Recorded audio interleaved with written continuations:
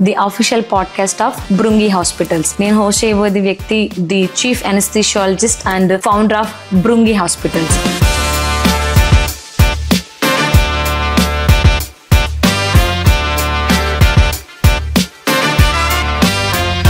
Love అనేది ఎప్పుడు పుట్టింది? ఇప్పుడు ఆ టాపిక్ అవసరం. ఓకే. అమ్మతో బాగా చెవులు పిండేది చిన్నప్పుడు అమ్మ. నాన్నగారికి డాక్టర్ అవ్వాలి, మన ఇంట్లో ఎవ్వరూ లేరు, ఆలోచన ఎందుకు వచ్చింది? Service oriented candidate, he is the leader actually. The importance of doctor he nose. Come to PG anaesthesia department ని చూస్ చేసుకున్నారు. ఇప్పుడు మాకు తెలిసింది అంతే, ఏదో ఊటీలో ఉండి ఏదో మర్తిస్తారు, అది అంతవరకే నాలెడ్జ్ ఉండేది. సో దట్ బియాండ్ దాంట్లో సబ్జెక్ట్ ఏముండేది, అనస్థీషియా అంటే వాట్ యు విల్ రీడ్ అనేది. నాకు ఎప్పుడు మెడిసిన్ సైడ్ చాలా ఇంట్రెస్ట్. అది founder of Brungi hospitals. So ఈ బ్రుంగి హాస్పిటల్స్ జర్నీ అనేది ఎప్పుడు, ఎక్కడ, ఎలా స్టార్ట్ అయింది? ఒక ఆపరేషన్ థియేటర్ ఎలా ఉండాలి, ఒక అనస్థీషియా మిషన్ ఏముండాలి, మెయిన్ బేసిక్ ఫెసిలిటీస్ ఏముండాలి, రియల్లీ చెప్పాలంటే ఒక అడ్మినిస్ట్రేషన్ తోటి ఆర్గ్యుమెంట్ అయింది. ఆ ఆర్గ్యుమెంట్ లోనే ఇప్పుడు నేను చెప్పాను, నేను హాస్పిటల్ పెట్టి చూపిస్తాను.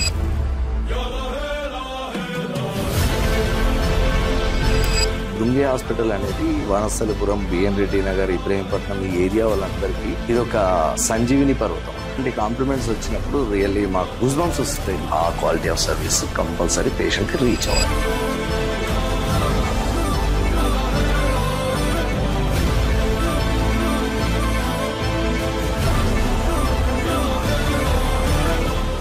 నమస్తే, welcome to caring beyond cure, the official podcast of Brungi hospitals, where every heart beat matters. నేను మీ సౌజన్య ఉత్తరాల.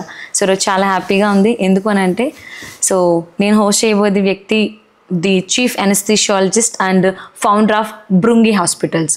సో మరి బ్రుంగి హాస్పిటల్స్ మల్టీ స్పెషాలిటీ హాస్పిటల్గా ఎలా మారింది, దీని వెనుకున్నటువంటి విజన్ ఏంటి, ఇవన్నీ ఈ పాడ్కాస్ట్లో తెలుసుకుందాం.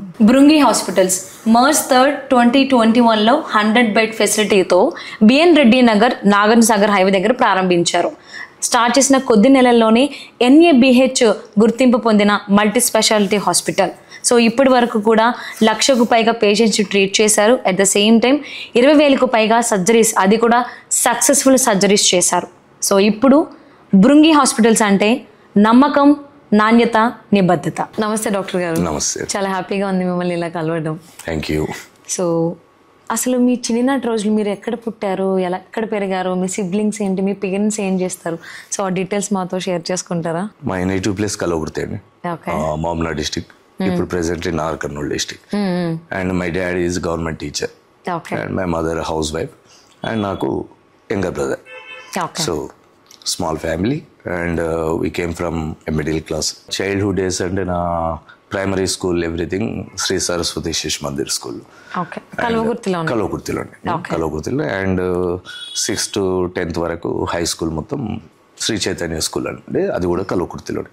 సో నా 10th క్లాస్ వరకు నా స్టడీ అంతా మా నేటివ్ విలేజ్లోనే, కల్వకుర్తిలోనే సాగింది.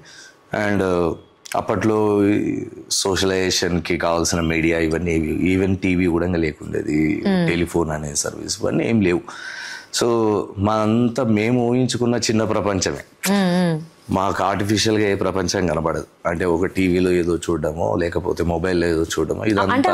టీవీ కూడా లేదు మీకు? టీవీలు కూడా లేదు. టీవీ ఎప్పుడు వచ్చిందంటే నేను 7th క్లాస్ వచ్చిన తర్వాత అప్పుడు మా ఇంట్లో టీవీ వచ్చింది. నేను 7th క్లాస్లో ఉన్నప్పుడు టీవీ వచ్చింది. నేను 9th క్లాస్కి వచ్చినప్పుడు ల్యాండ్ లైన్ ఫోన్, అంతే. ఆ టీవీలో కూడా ఛానల్స్ ఉండేవి కావు కదా అప్పుడు, ఓన్లీ దూరదర్శన్ వచ్చేది. సో వారానికి ఒక్కసారి దాంట్లో మూవీ వచ్చేది. ఆ మూవీ కొరకు వెయిట్ చేసేవాళ్ళం. వీక్లీ ఒక మూవీ వచ్చేది అంతే. ఆ మూవీ కొరకు వీక్లీ మన థర్స్డే రోజు చిత్రలహరి అని ఒక 5 songs వచ్చేవి. ఆ 5 songs గురించి వెయిటింగ్. సో అర్థం చేసుకోండి, అంటే చిన్న ప్రపంచం. ఒక 5 పాటలు చూడడానికి ఒక 1 week వెయిట్ చేయడం, ఒక మూవీ చూడడానికి ఒక 1 week చేయడం. అండ్ సండే రోజు మహాభారతం, రామాయణం ఇవి వచ్చేవి. ఇంకా రామాయణం ఉన్నప్పుడు మా ఇంట్లో టీవీ కూడా లేకున్నది అప్పుడు. సో ఆ రామాయణం చూడడానికి మేము ఇంకో బస్తీకి వెళ్ళి, ఒకరి ఇంట్లో టీవీ ఉండేది, అక్కడ దాదాపు ఒక 100 మంది అనేది అలా కూర్చొని వాళ్ళ ఇంట్లో చూసేవాళ్ళు. మీరు వేరే వాళ్ళ ఇంటికి వెళ్ళి రామాయణం అనుకోండి, మహాభారతం అనుకోండి, అవన్నీ. సో అది ఎట్టి బస్సులో మిస్ అయ్యేవాళ్ళం కాదు. సో ఆ చిన్న ప్రపంచం అండి మాకు. ఆ చిన్న ప్రపంచంలో బతికే వాళ్ళం. అండ్ మై ఫ్రెండ్స్, మాకు ఉండేది ఏం లేదు, ఒకటి చదువు, ఆ తర్వాత ఎక్కువగా మేము క్రికెట్ బాగా ఆడేవాళ్ళం. సో అట్లా ఇక బయట ప్రపంచం ఏం తిరుగుతుంది అనేది మాకు ఏమీ తెలియదు. ఉన్న చిన్న ప్రపంచంలో చాలా హ్యాపీగా ఉండేవాళ్ళం. అండ్ మై డాడ్ డాడీ గురించి చెప్పాలంటే ఆయన ప్రతిదానికి సపోర్ట్గా ఉండేవాడు నాకు. ఇప్పుడు మీకు చెప్పాను ఇంతకుముందు, క్యాజువల్గా డాక్టర్ కావాలి. సో ఇప్పుడు డాక్టర్ కావాలని చెప్పేసి ఇక చదవాలి అది ఇది అని చెప్పేసి he never forced me like that. అంటే నాన్నగారికి అసలు ఆ డాక్టర్ అవ్వాలి, మన ఇంట్లో ఎవ్వరూ లేరు అనే ఆలోచన ఎందుకు వచ్చిందని ఎప్పుడైనా ఆలోచించారా? ఎప్పుడైనా షేర్ చేశారా మీ నాన్నగారు మీకు? షేర్ చేయడం కాదు, but the importance of doctor he knows. So importance of doctor he knows. So మన ఫ్యామిలీలో ఎవ్వరూ ఒక డాక్టర్గా లేరు. సో కంపల్సరీ ఆయన ఏంటంటే కొంత service oriented candidate. He is the leader actually. So leader లక్షణాలు ఎక్కువ ఉండేవి. ఎప్పుడైనా మన ఫ్యామిలీ నుండి ఒక సర్వీస్ ఇచ్చే క్యాండిడేట్ ఉండాలనుకున్నాడా? I don't know exactly what he thought. Definitely ఎందుకనంటే మరీ ఓవర్ ఎంథ్యూజియాజం ఉంటే కంపల్సరీ అతను నన్ను ప్రెషర్ చేసేవాళ్ళు. నన్ను ప్రెషర్ చేయరు. సో డాక్టర్ కావాలనే మాట ఒకసారి చెప్పారు. నేను నా జర్నీలో వెళ్తున్నాను. సో ఆ జర్నీకి కావాల్సింది ఏంటి అనే దానికి ఆయన ఎప్పుడు సపోర్ట్ ఉండేవాడు. అంతేగాని 24 గంటలు చదవమని లేకపోతే స్ట్రెస్ఫుల్గా కానీ ఎన్నడూ నన్ను చేయలేదు. సో నేను ఎప్పుడు మళ్ళీ ఇంటర్మీడియట్కి వచ్చిన తర్వాత 10th అనేది కలకుర్తిలో కంప్లీట్ అయింది. తర్వాత ఇంటర్మీడియట్ అనేది first time I'm going out of my village actually. So daddy ఎప్పుడు నన్ను వదిలిపెట్టి ఉండేది కాదు అసలు. చాలా చాలా అంటే చాలా ఇష్టం ఆయన నాకు. ఎందుకో ఎక్కడ ఎవరితో చెప్పుకున్నా మా పెద్దవాడు అని చెప్పుకునేవాడు డాడీ. అంటే ఆయనకి ఏదో హోప్స్, మన మీద ఒక హోప్స్ ఆయనకి ఎప్పుడు. ఇంకోటి నన్ను ఎప్పుడు బయటకు పంపించాలంటే భయపడేవాడు. సో ఇప్పుడు నన్ను ఇంటర్మీడియట్ పంపించడానికి నా ఎంబడి ఒక 20 మందిని పంపించాడు మా డాడీ, నన్ను ఒక్కరిని పంపించకుండా. సో ఇప్పుడు డాడీ వాళ్ళ కొలీగ్ టీచర్స్ ఎవరైతే ఉంటారో వాళ్ళ కొడుకులు కుమారులు ఎవరైతే ఉన్నారో వాళ్ళందరూ నా క్లాస్మేట్సే. సో వాళ్ళందరినీ కూడా నా కాలేజీకి వచ్చే విధంగా వాళ్ళని కౌన్సిలింగ్ చేసి నా ఎంబడి ఒక 20 మందిని పంపించాడు మా డాడీ. అంటే నేను ఒక్కని కాకూడదని. సో అట్లా చాలా సెక్యూర్ గా చూసుకునేవాడు డాడీ. 10th తర్వాత ఎక్కడికి వచ్చారు? ఒంగోలులో SSN జూనియర్ కాలేజ్. నా ఇంటర్మీడియట్ అనేది అక్కడే చేసుకున్నాను. అంటే అసలు నాన్నగారు ఎప్పుడు చెప్పారు మీకు మన ఇంట్లో ఒక డాక్టర్ ఉండాలి అని? చెప్పాను కదా, నేను ఒక 10 years ఆఫ్ ఏజ్, నాకు 10 ఏళ్ళు ఉన్నాయి అప్పుడు. నేను అనుకోవడం maximum 4th or 5th class అవుతుంది అనుకున్నాను. సో ఆ టైంలో అన్నాడు. అది కూడా ఏదో కూర్చొని ఇట్లా ఇంటెన్షన్ చాలా క్యాజువల్ గా అండి, చాలా క్యాజువల్ గా అన్నారు. ఏదో ఒక ఏదో వెళ్తున్నది అంతే సీరియస్లీ అని కాదు, అది మైండ్ లో పాతుకుపోయింది.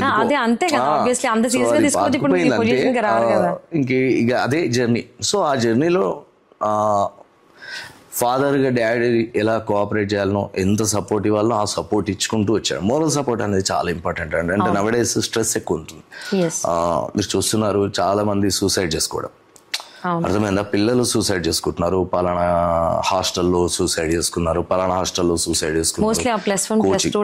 +1+2 టైంలో చాలా మంది సూసైడ్. అంటే అది ఆ స్ట్రెస్ అనేది ఒకవేళ పేరెంట్స్ నుండి పిల్లల మీద వాళ్ళ ఎక్స్పెక్టేషన్స్ అనేది ఓవర్గా పెట్టుకోవడం వలన, లేదు అని అంటే ఈవెన్ ఫ్రమ్ టీచర్స్ స్టాఫ్ వలన, లేకపోతే స్టూడెంట్ హిమ్సెల్ఫ్ లేకపోతే హర్ సెల్ఫ్, నేను ఇది కావాలి, ఇది లేకుంటే ఇంకా లైఫ్ లేదు అని వాళ్ళు ఏమైనా నెగిటివ్గా ఆలోచిస్తారో I don't know. But that is not correct అండి, దట్ ఈస్ నాట్ కరెక్ట్. ఎప్పుడైనా చాలా కంఫర్టబుల్గా మన ఇప్పుడు ఏంటంటే నెక్స్ట్ ఏం కావాలి అనే దానికన్నా అది కావడానికి ఇది చేయాలి, ఇది చేసుకుంటూ వెళ్ళండి, ఆటోమేటిక్ అది వస్తుంది. అంతేగాని ఎంతసేపు ఆ గోల్ ని మైండ్ లో రీకాల్ చేసుకుంటూ ఏమవుతుంది అంటే స్ట్రెస్ అనేది బిల్డప్ అవుతుంది, సెల్ఫ్ గానే స్ట్రెస్ ఇంక్రీజ్ చేసుకుంటున్నారు.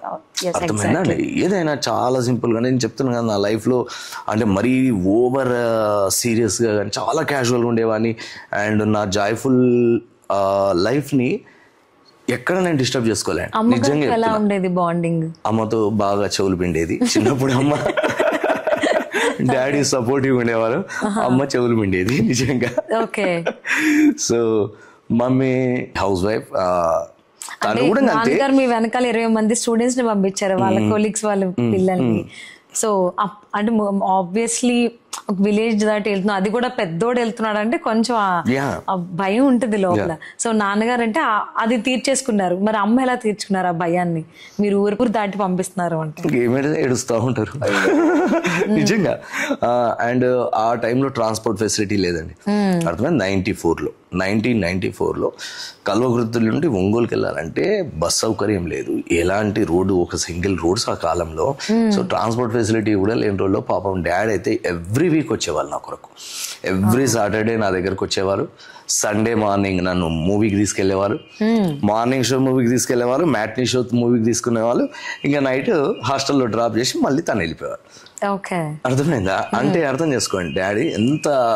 సో జాయ్ఫుల్ లైఫ్ నాకు ఎప్పుడు డిస్టర్బ్ కాలేదు. సో మీ బ్యాక్ అండ్ ఎవరు అంటే నాన్నగారు? యా, ఫస్ట్ ఇనిషియల్గా మాత్రం బ్యాక్ బోన్. యా, కంపల్సరీ అండి.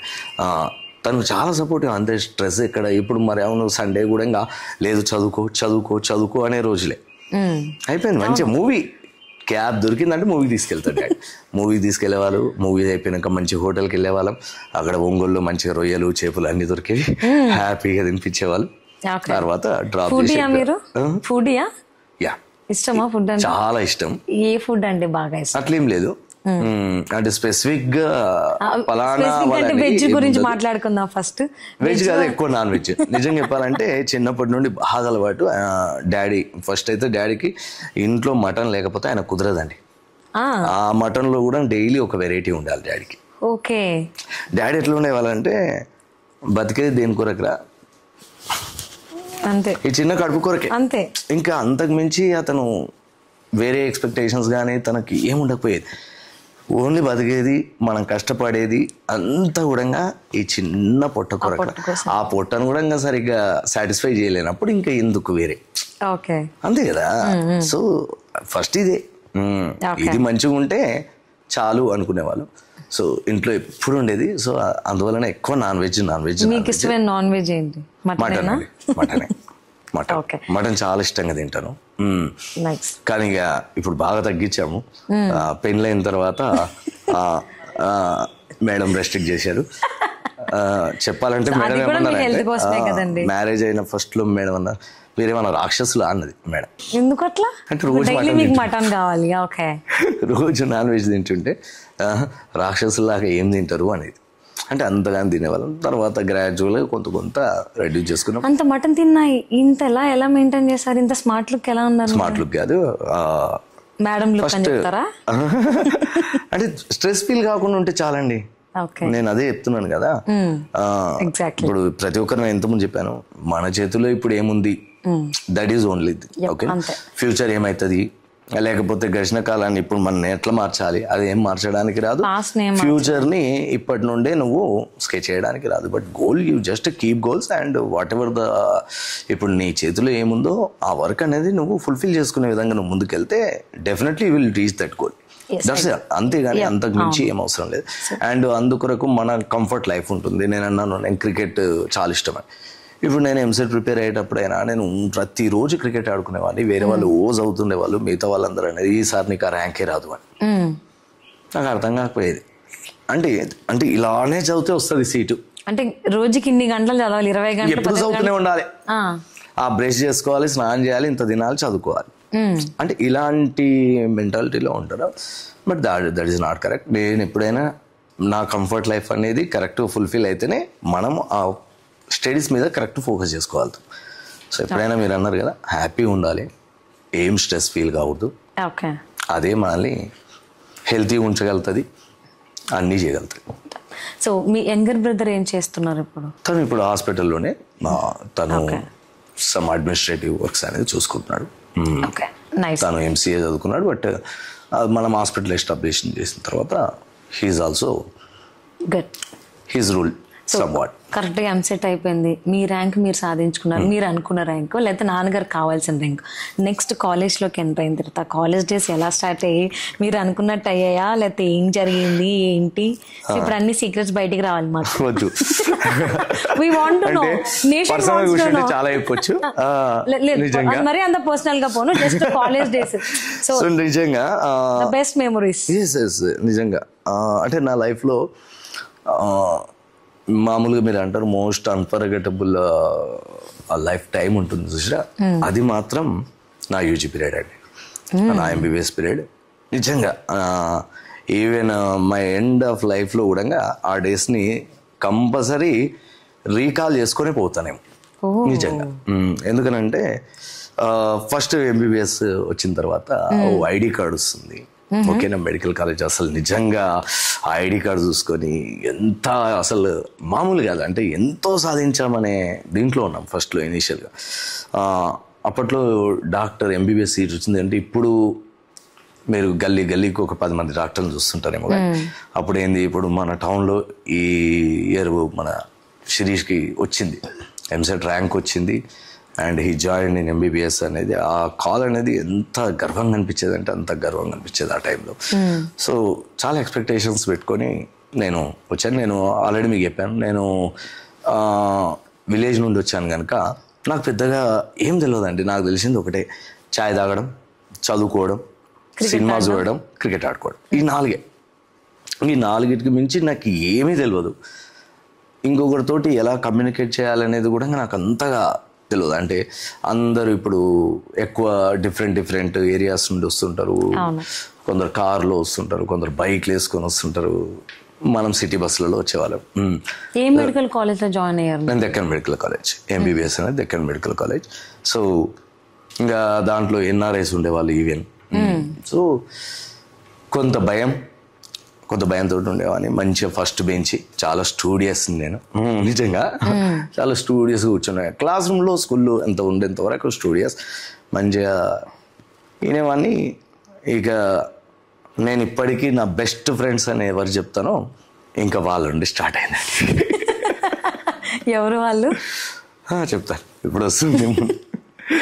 సో ఇంకా అక్కడ నుండి అంటే ఎడ్యుకేషన్ అనేది నేను చెప్పాను కదా, నాకు ఇంతకు మించి ఇంకా పెద్ద వరల్డ్ ఏం లేకుండేది అని చెప్పాను కదా. అక్కడ నుండి ఇంకా కొత్త వరల్డ్ అనేది, కొత్త ప్రపంచం అనేది చూసిన. కొంచెం దాంట్లో కొంత అదేంటి మన ఎడ్యుకేషన్ కొంత నెగ్లిజెన్స్ మాత్రం మేము చేసినాం. నేను ఒక్కని కాదు, మా గ్యాంగ్ వస్తుంటేనే మన కాలేజీలో వస్తున్నారా ఇక చిల్లరగాళ్ళు అనుకునేవాళ్ళు నిజంగా. సో చాలా యూజీలో చాలా చాలా చాలా ఇది ఉండేవాళ్ళం అండి. అంటే మీరు కొన్ని సినిమాల్లో చూపిస్తుంటారు కదా, మాది మూవీ తీయొచ్చు కూడా నేను అనుకోవడం. శివ సినిమాలా అని చెప్పుకోవచ్చా? అంత అంటే దానికి మించే ఉంటుంది, నిజంగా చెప్తున్నాను. అంటే సినిమాలో కొన్ని అలాగే చూపించలేం కదా. సినిమాలో దాంట్లో చూపించేవి రియల్గా అవుతాయో లేదో, మేము మాత్రం మా లైఫ్లో చాలా చూసాం, అన్నీ చూసాం. ఓ పక్క కష్టపడే వాళ్ళం అందరము. అండ్ మా ఫ్రెండ్షిప్ రిలేషన్ మాత్రం అది ఎప్పుడు నెవర్ అన్ఫర్గెటబుల్. అది మాత్రం. ఎంతమంది మీ గ్యాంగ్ లో ఉండేది? మా గ్యాంగ్ లో ఒక 10 members ఉండేవాళ్ళం. మమ్మల్ని అందరినీ ఉన్న మొత్తం 150 members లో మా 10 మందినే ఒక యూనిక్ గా చూసేవాళ్ళు. ఇప్పుడు ఆ 10 మందిమే వెల్ సెటిల్ ఉన్నాం మేము. Very good. సో 10 మందిలో మీకు బాగా దగ్గర అయిన వాళ్ళు ఎవరు? ఇప్పుడు మన one of the director doctor Ravikanth and doctor Krishna Chaitanya ఉన్నారు, డాక్టర్ ప్రశాంత్ ఉన్నారు, డాక్టర్ విక్రమ్ రెడ్డి ఉన్నారు, doctor Srinivas, doctor Ajay. So యాక్చువల్గా ఏమైందంటే ఇప్పుడు ఎవరైతే మేము గ్రూప్లో చాలా బెస్ట్ ఫ్రెండ్స్ అనుకున్నామో వాళ్ళందరూ అమెరికాలో ఉన్నారు. Main thing, I'm the only person that living in India, that to in హైదరాబాద్లో ఎవరూ లేరు, నేను ఒక్కని తప్పించి నా గ్రూప్ ఆఫ్ ఫ్రెండ్స్లో. సో నేను ఒక్కడనే ఉన్నాను. సో ఇప్పటికీ వాళ్ళు అదే అంటారు, నువ్వు అక్కడే ఉండి ఇంత వరకు రీచ్ అయినామంటే మేము ప్రౌడ్గా ఫీల్ అవుతున్నాం రా. సో వాళ్ళు చాలా హెల్ప్ చేసేవాళ్ళు, చాలా సపోర్టివ్గా ఉండేవాళ్ళు. ఈవెన్ ఫైనాన్షియల్లీ కూడా చాలా ప్రాబ్లమ్స్ ఉండే నాకు. ఫైనాన్షియల్ కూడా చాలా క్రైసిస్లు వచ్చినాయి. ఆ క్రైసిస్లో కూడా వాళ్ళే మేమున్నాం రా అని చెప్పేసి వాళ్ళే హెల్ప్ చేస్తూ వచ్చారు నాకు అప్పుడు ఆ టైంలో. సో వాళ్ళ హెల్ప్ ఎప్పుడూ మర్చిపోలేనిదే. సో ఆ లైఫ్, ఆ 4.5 years, 5.5 years of our UG period కూడా అది ఎప్పుడు మర్చిపోలేను.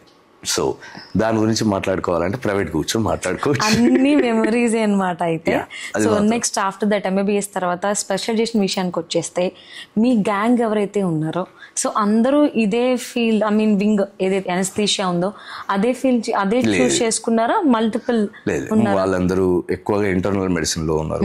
కొందరు పల్మనాలజీలో ఉన్నారు, కొందరు పెథాలజీలో ఉన్నారు, కొందరు రేడియాలజీలో ఉన్నారు. సో డిఫరెంట్ అండ్ అబ్రాడ్లో it is very difficult to get anaesthesiology actually. So anaesthesiology is the top most branch in developed countries. యాక్చువల్గా అదే చెప్తున్నాను, మన ఇండియాలోనే అనస్థీషియాలజీ వాల్యూ అనేది ఎవరికి తెలియదు. బట్ అనస్థీషియాలజీ అనేది మన డెవలప్డ్ కంట్రీస్లో top most priority branch. So అక్కడ సిటిజన్స్కి కూడా చాలామంది సిటిజన్స్కి కావాలనుకున్న వాళ్ళకి ఎవరికి అనస్థీషియా సీట్ అంత ఈజీగా దొరికేది. సో ఎవరికి అనస్థీషియా దొరకలేదు. సో సెకండరీ ఇంటర్నల్ మెడిసిన్ అని కొందరు పల్మనాలజీ కొందరు తీసుకున్నారు, కొందరు పెథాలజీ, కొందరు రేడియాలజీ, కొందరు కార్డియాలజీ చేస్తున్నారు, కొందరు గ్యాస్ట్రో చేస్తున్నారు. సో బట్ అనస్థీషియాలజీ మాత్రం ఎవరు లేదు. Gandhi medical college. సో అప్పుడు మీ గ్యాంగ్ అంతా ఇక్కడే ఉన్నారు? లేదు. ఆఫ్టర్ కంప్లీషన్ ఆఫ్ ఎంబీబీఎస్ అందరు వెళ్ళిపోయారు. ఐఎమ్ ద ఓన్లీ పర్సన్ ఇక్కడ. అప్పుడప్పుడు కలుస్తారా మీ గ్యాంగ్ ని? వస్తారు ఎప్పుడైనా, ఎవ్రీ ఇయర్ ఎవరో ఒకరు వస్తారు.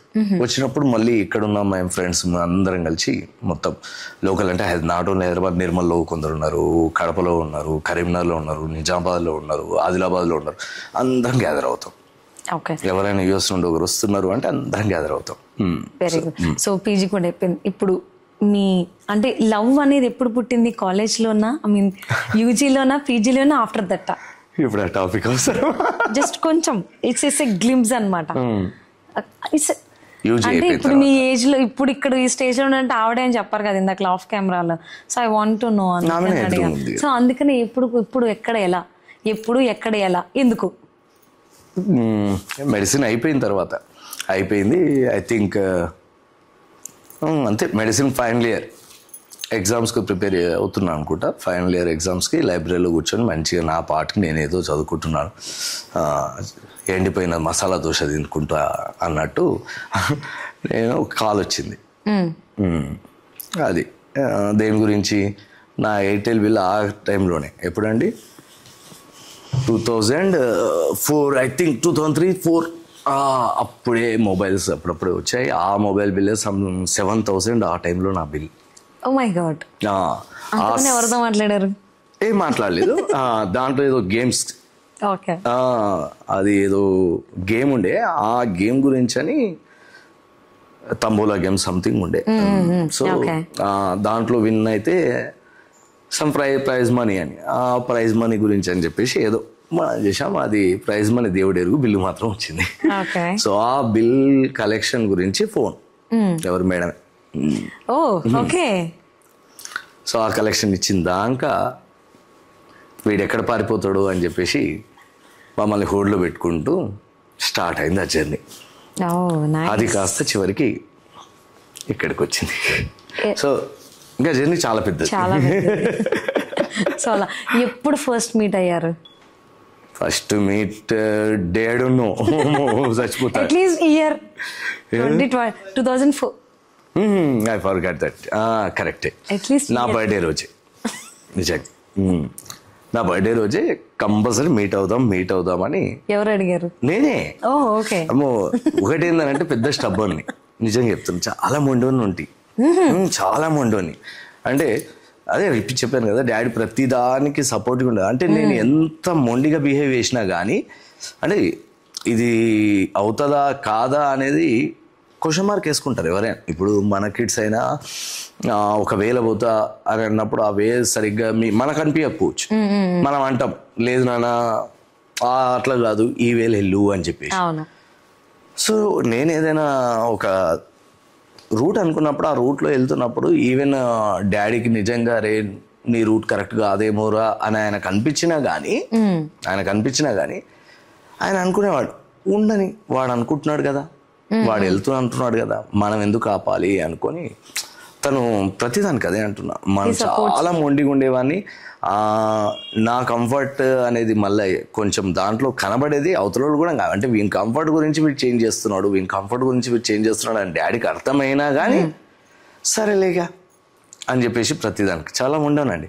సో ఆ మొండితనంతో మేడంని కూడా బాగా అడిగిన 6 o'clock ఏమో వస్తా అని చెప్పిన. ఫస్ట్ మీటే 10 o'clock వచ్చిన. అబ్బో, అంతేనా? 6 నుంచి 10 వరకు వెయిట్ చేస్తున్నారు. అంటే ఇక నా కొరకు తప్పదు కదా. అవును కదా. సో అట్లా ఓకే, నా ఫస్ట్ మీట్ అక్కడనే స్టార్ట్ అయ్యింది. మీ బర్త్డే రోజు? నా బర్త్డే రోజు. ఓకే, సో అక్కడి నుంచి అలా జర్నీ స్టార్ట్ అయ్యి when you got married? 2008 April 30. Oh nice. నేను మేడం May 24th నాడు ఫస్ట్ మీట్. అది అంతకుముందు ఫోన్లో మాత్రం 2004 2005? 2005. 5లో. 2005 May 24th first meet. So మీ birthday May 24th? Yes. Okay, May 24th. ఆ రోజు ఫస్ట్ మీట్. ఇంకా అక్కడి నుండి జర్నీ అనేది ఇంకా కింద మీద అవ్వుకుంటూ వచ్చింది. అండ్ ఆఫ్టర్ 3 years, ఎగ్జాక్ట్లీగా 3 years అనుకోవచ్చు. 2005 May 24th ఫస్ట్ మీట్ అనుకుంటే 2008 April 30th నాడు మై మ్యారేజ్ అయింది. అండ్ 2 kids, 2 పాపలు. సేమ్ నా క్యారెక్టరే, మా పెద్దది especially. She also very stubborn candidate. And now also she pursuing BiPC, intermediate BiPC. తను కూడా ఓకే. చూద్దాం, మీ అడుగు జాడల్లోనే వెళ్తున్నారు. వాళ్ళ ఇష్టం. నేను ఎక్కడ మీ ప్రొఫెషన్ లోకే వచ్చారు అన్నట్టు చెప్తాను. మేబీ చూద్దాం. తను నేను సేమ్ అంతే. వాళ్ళు ఎలా పోతా అనుకుంటే అలా మనం వదిలేయాలి, వాళ్ళ ఇంట్రెస్ట్కే వదిలేయాలి. బట్ నేను అనుకున్నది వేరు. నా డ్రీమ్ వేరే ఉండే. మా పాపకు డాక్టర్ అని కాదు, ఇంకా వేరే ఉండే. But her option is towards this thing only. Okay, so అడగచ్చు అడగకూడదో తెలియదు, మీరు ప్రేమగా ఎలా పిలుస్తారు మీ ఆమె? స్వీట్ అమ్మా అంట. ఓకే, కోపం వస్తే? కోపం వచ్చినా అంతే, నిజంగా. అవును. ఓకే, కోపం వచ్చినా అదే. మేడం ఏమని పిలుస్తారు మిమ్మల్ని? బంగారం అని పిలుచుకుంటారు. Very good. So sweet of you both actually. Definitely. అవును, నేను చెప్పాను కదా. అంటే లైఫ్లో నేనైతే చెప్పాను కానీ ఆఫ్టర్ పీజీ నా ఎండి అయిపోయిన తర్వాత నేను ఫ్యామిలీతోటి మాత్రం స్పెండ్ చేయలేదు, నిజంగా చెప్తున్నాను. ఈవెన్ మ్యారేజ్ అయిన ఇనిషియల్ డేస్ నుండే, మ్యారేజ్ అయిన 3rd day or 4th day నేను సర్వీస్లోకి వెళ్ళిపోయాను. అది నర్సాపూర్లో మ్యారేజ్ అయింది. మేడం ఇక్కడ ఉండేవాళ్ళు, నేనేమో నర్సాపూర్లో ఉండేవాడిని. అండ్ ఆఫ్టర్ పీజీ తర్వాత కూడా ఇంకా ఎప్పుడు కేసెస్ అంటూ నేను ఎప్పుడు నైట్ ఓసారి 12 o'clock, ఓసారి మార్నింగ్ 3 o'clock వచ్చేవాడిని, మార్నింగ్ 4 o'clock వచ్చేవాడిని. 4 o'clock వచ్చి ఇలా పడుకునే వరకు మళ్ళీ ఇమీడియట్గా 1.5 hourలోనే మళ్ళీ ఇంకో కేసు అని ఫోన్ వచ్చేది, మళ్ళీ వెళ్ళిపోయేవాడిని. సో నేను ప్రాక్టీస్ చేస్తున్న అన్ని రోజులు యాక్చువల్ ఫ్యామిలీతో మాత్రం స్పెండ్ చేసిన చాలా ఫ్యూ అవర్సే. సో అయినా కానీ సపోర్టెడ్. సో అది అంత ఈజీ ఎవరికి రారు యాక్చువల్లీ. ఎప్పుడైనా అది మాత్రం చాలా ప్రౌడ్గా ఫీల్ అవుతా. అండ్ చాలామంది అంటుంటారు కూడా, మేడం కనుక ఊకుంటుంది సార్, వేరే వాళ్ళు అయితే మాత్రం అస్సలు ఊరుకోరు. సో అది ఒకటి చాలా బ్యాలెన్సింగ్గా, అంటే పిల్లల్ని తనే చూసుకునేది, తన జాబ్ ఉండేది, తన జాబ్ మెయింటైన్ చేయాలి, పిల్లల్ని మెయింటైన్ చేసుకునేది. అంటే నా పరంగా నా ప్రొఫెషన్లో నేను వెళ్తున్న దారిలోకి ఇంకా ఎలాంటి చిన్న డిస్టర్బెన్స్ కూడా రానియకుండా తను బ్యాలెన్స్ చేసుకుంది ఆ టైం. సో దానివల్లే ఇప్పుడు మనం ఈ పొజిషన్లో ఉన్నాం అనుకోవాలి. Definitely 100% my life partner rule. Nice. Come to PG. అసలు మీరు ఎందుకు అనస్థీషియా డిపార్ట్మెంట్ని చూస్ చేసుకున్నారు? మీరు ఒక్కలైనా మీ గ్యాంగ్లో మిగిలిన వాళ్ళు కూడా చూస్ చేసుకున్నారా? అనస్థీషియాలజీ గురించి పెద్దగా అవగాహన లేని టైం యాక్చువల్గా. So one of my friend doctor Ajay, is general medicine actually. So actually నాకు కూడా జనరల్ మెడిసిన్ అంటే ఇప్పటికి కూడా చాలామంది ఇప్పటికి కూడా నవడేస్ ఆల్సో ఏం చేద్దాం అనుకుంటారు అంటే కార్డియాలజిస్ట్ అంటారు, లేకపోతే న్యూరోఫిజిషియన్ అంటారు, గ్యాస్ట్రో అంటారు. ఏ చేయాలన్నా first general medicine. So first ఎవరికైనా బేసిక్గా చాలామంది చెప్పేది I want to become a physician, general physician. So నాకు కూడా same thought. And I want like surgical field. నాకెందుకో సర్జరీ నాకు అంత ఇంట్రెస్ట్ ఫస్ట్ నుండి, ఫ్రమ్ ది బిగినింగ్ నాకు సర్జికల్ ఫీల్డ్స్ అనేది అస్సలు ఇంట్రెస్ట్ లేకుండా only medical field. So medical ఫీల్డ్లో so I didn't get that general medicine. After that నాకు డెర్మట్ కానీ general surgery and other branches orthopaedics ఇవన్నీ అంటే సర్జికల్ బ్రాంచెస్ ఎక్కువ ఉండేవి. సో అనస్థీషియా గురించి అవగాహన లేదు. సో నా ఫ్రెండ్ మన గ్లోబల్లో critical care physician anaesthesiologist and critical care physician.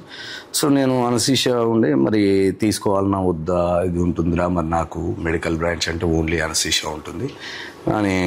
Anaesthesia అంటే అప్పుడు మాకు తెలిసింది అంతే, ఏదో ఊటీలో ఉండి ఏదో మత్తిస్తారు అది అంతవరకే నాలెడ్జ్ ఉండేది. సో దాని బియాండ్ దాంట్లో సబ్జెక్ట్ ఏముండేది, అనస్థీషియా అంటే వాట్ యూ విల్ రీడ్ అనేది. నాకు ఎప్పుడు మెడిసిన్ సైడ్ అంటే చాలా ఇంట్రెస్ట్ అది. దాని అంటే ఆ సబ్జెక్ట్ నేను చేసేవాడిని, మెడికల్ సబ్జెక్ట్ నేను చేసేవాడిని. సో నేను ఆ సబ్జెక్ట్కి దూరం అవుతానేమోనని ఒక భయం చాలా ఉండేది. సో సబ్జెక్ట్కి దూరంగా అవుతుంది. సో హాఫ్ ఇయర్లో ఉన్నప్పుడు అసలు అనస్థీషియాలో సబ్జెక్ట్ ఏముంటుంది ఏంటి అని చెప్పేసి నీకు ఎక్స్ప్లెయిన్ చేస్తాడు అని చెప్పేసి తను యాక్చువల్గా గ్లోబల్ హాస్పిటల్ పనిచేస్తున్నాడు, డాక్టర్ దగ్గర తీసుకెళ్ళి. So he explain me. So అసలు అనస్థీషియాలజీ అంటే ఏంటి, సో ఒక అనస్థీషియాలజిస్ట్ ఏం చేస్తాడు, and during the PG what you will read, what subjects you will read అనేది తను చెప్పాడు. సో అనస్థీషియాలో ఎవ్రీ సబ్జెక్ట్ అంటే ఇప్పుడు మోర్ దాన్ ఎ ఫిజిషియన్ అంటే so he will read about all systems and he will do only the medical thing, but not don't have any skills. అంటే వాళ్ళకి పెద్దగా ఈ స్కిల్స్ ఉండవు మనం. బట్ అనస్థెటిస్ట్ అనేది సర్జికల్గా అండ్ మెడికల్ ఈవెన్ ఐసీయూలో తన పార్ట్ అనేది చాలా క్రూషియల్ రోల్ ఉంటుంది. ఐసీయూలో పేషెంట్ మేనేజ్మెంట్ అండ్ సర్జరీస్లో ఈవెన్ అనస్థీషియా ఇచ్చిన కాడ నుండి సెంట్రల్ లైన్ ప్రొసీజర్స్ అనుకోండి, లైఫ్ సేవింగ్ ఇంట్యుబేషన్ ప్రొసీజర్ అనుకోండి, సో పెయిన్ మేనేజ్మెంట్ అనుకోండి, these are all the skilful procedures. And ఈ skilful procedures only anaesthetist can do, ఇంకా nobody can do. So he explain like that. So నువ్వు మాత్రమే చేయగలుగుతావు and what general physician is doing also you will do. మళ్ళీ నేను అక్కడ ఏం miss అవుతున్నా, నేను మెడికల్ ఫీల్డ్ మిస్ అవుతున్నా అనే దాంట్లో నేను ఉన్నాను. So he explain me. So you will read all the systems. అంటే మనం కార్డియాలజీ చదువుతాము, పల్మనాలజీ చదువుతాము, న్యూరో సిస్టమ్స్ చదువుతాము, గ్యాస్ట్రో సిస్టమ్స్ చదువుతాము, అండ్ ఈవెన్ గైనాప్స్ ఆల్సో విల్ రీడ్. అంటే ఎవ్రీ సిస్టమ్ అనేది అనస్థెటిస్ట్ అనేది ఆ సబ్జెక్ట్ అనేది కంప్లీట్గా only anaesthetist.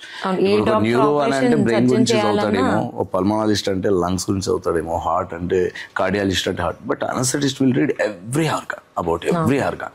So he explain like that అన్నట్టు. So he boost up confidence in me. So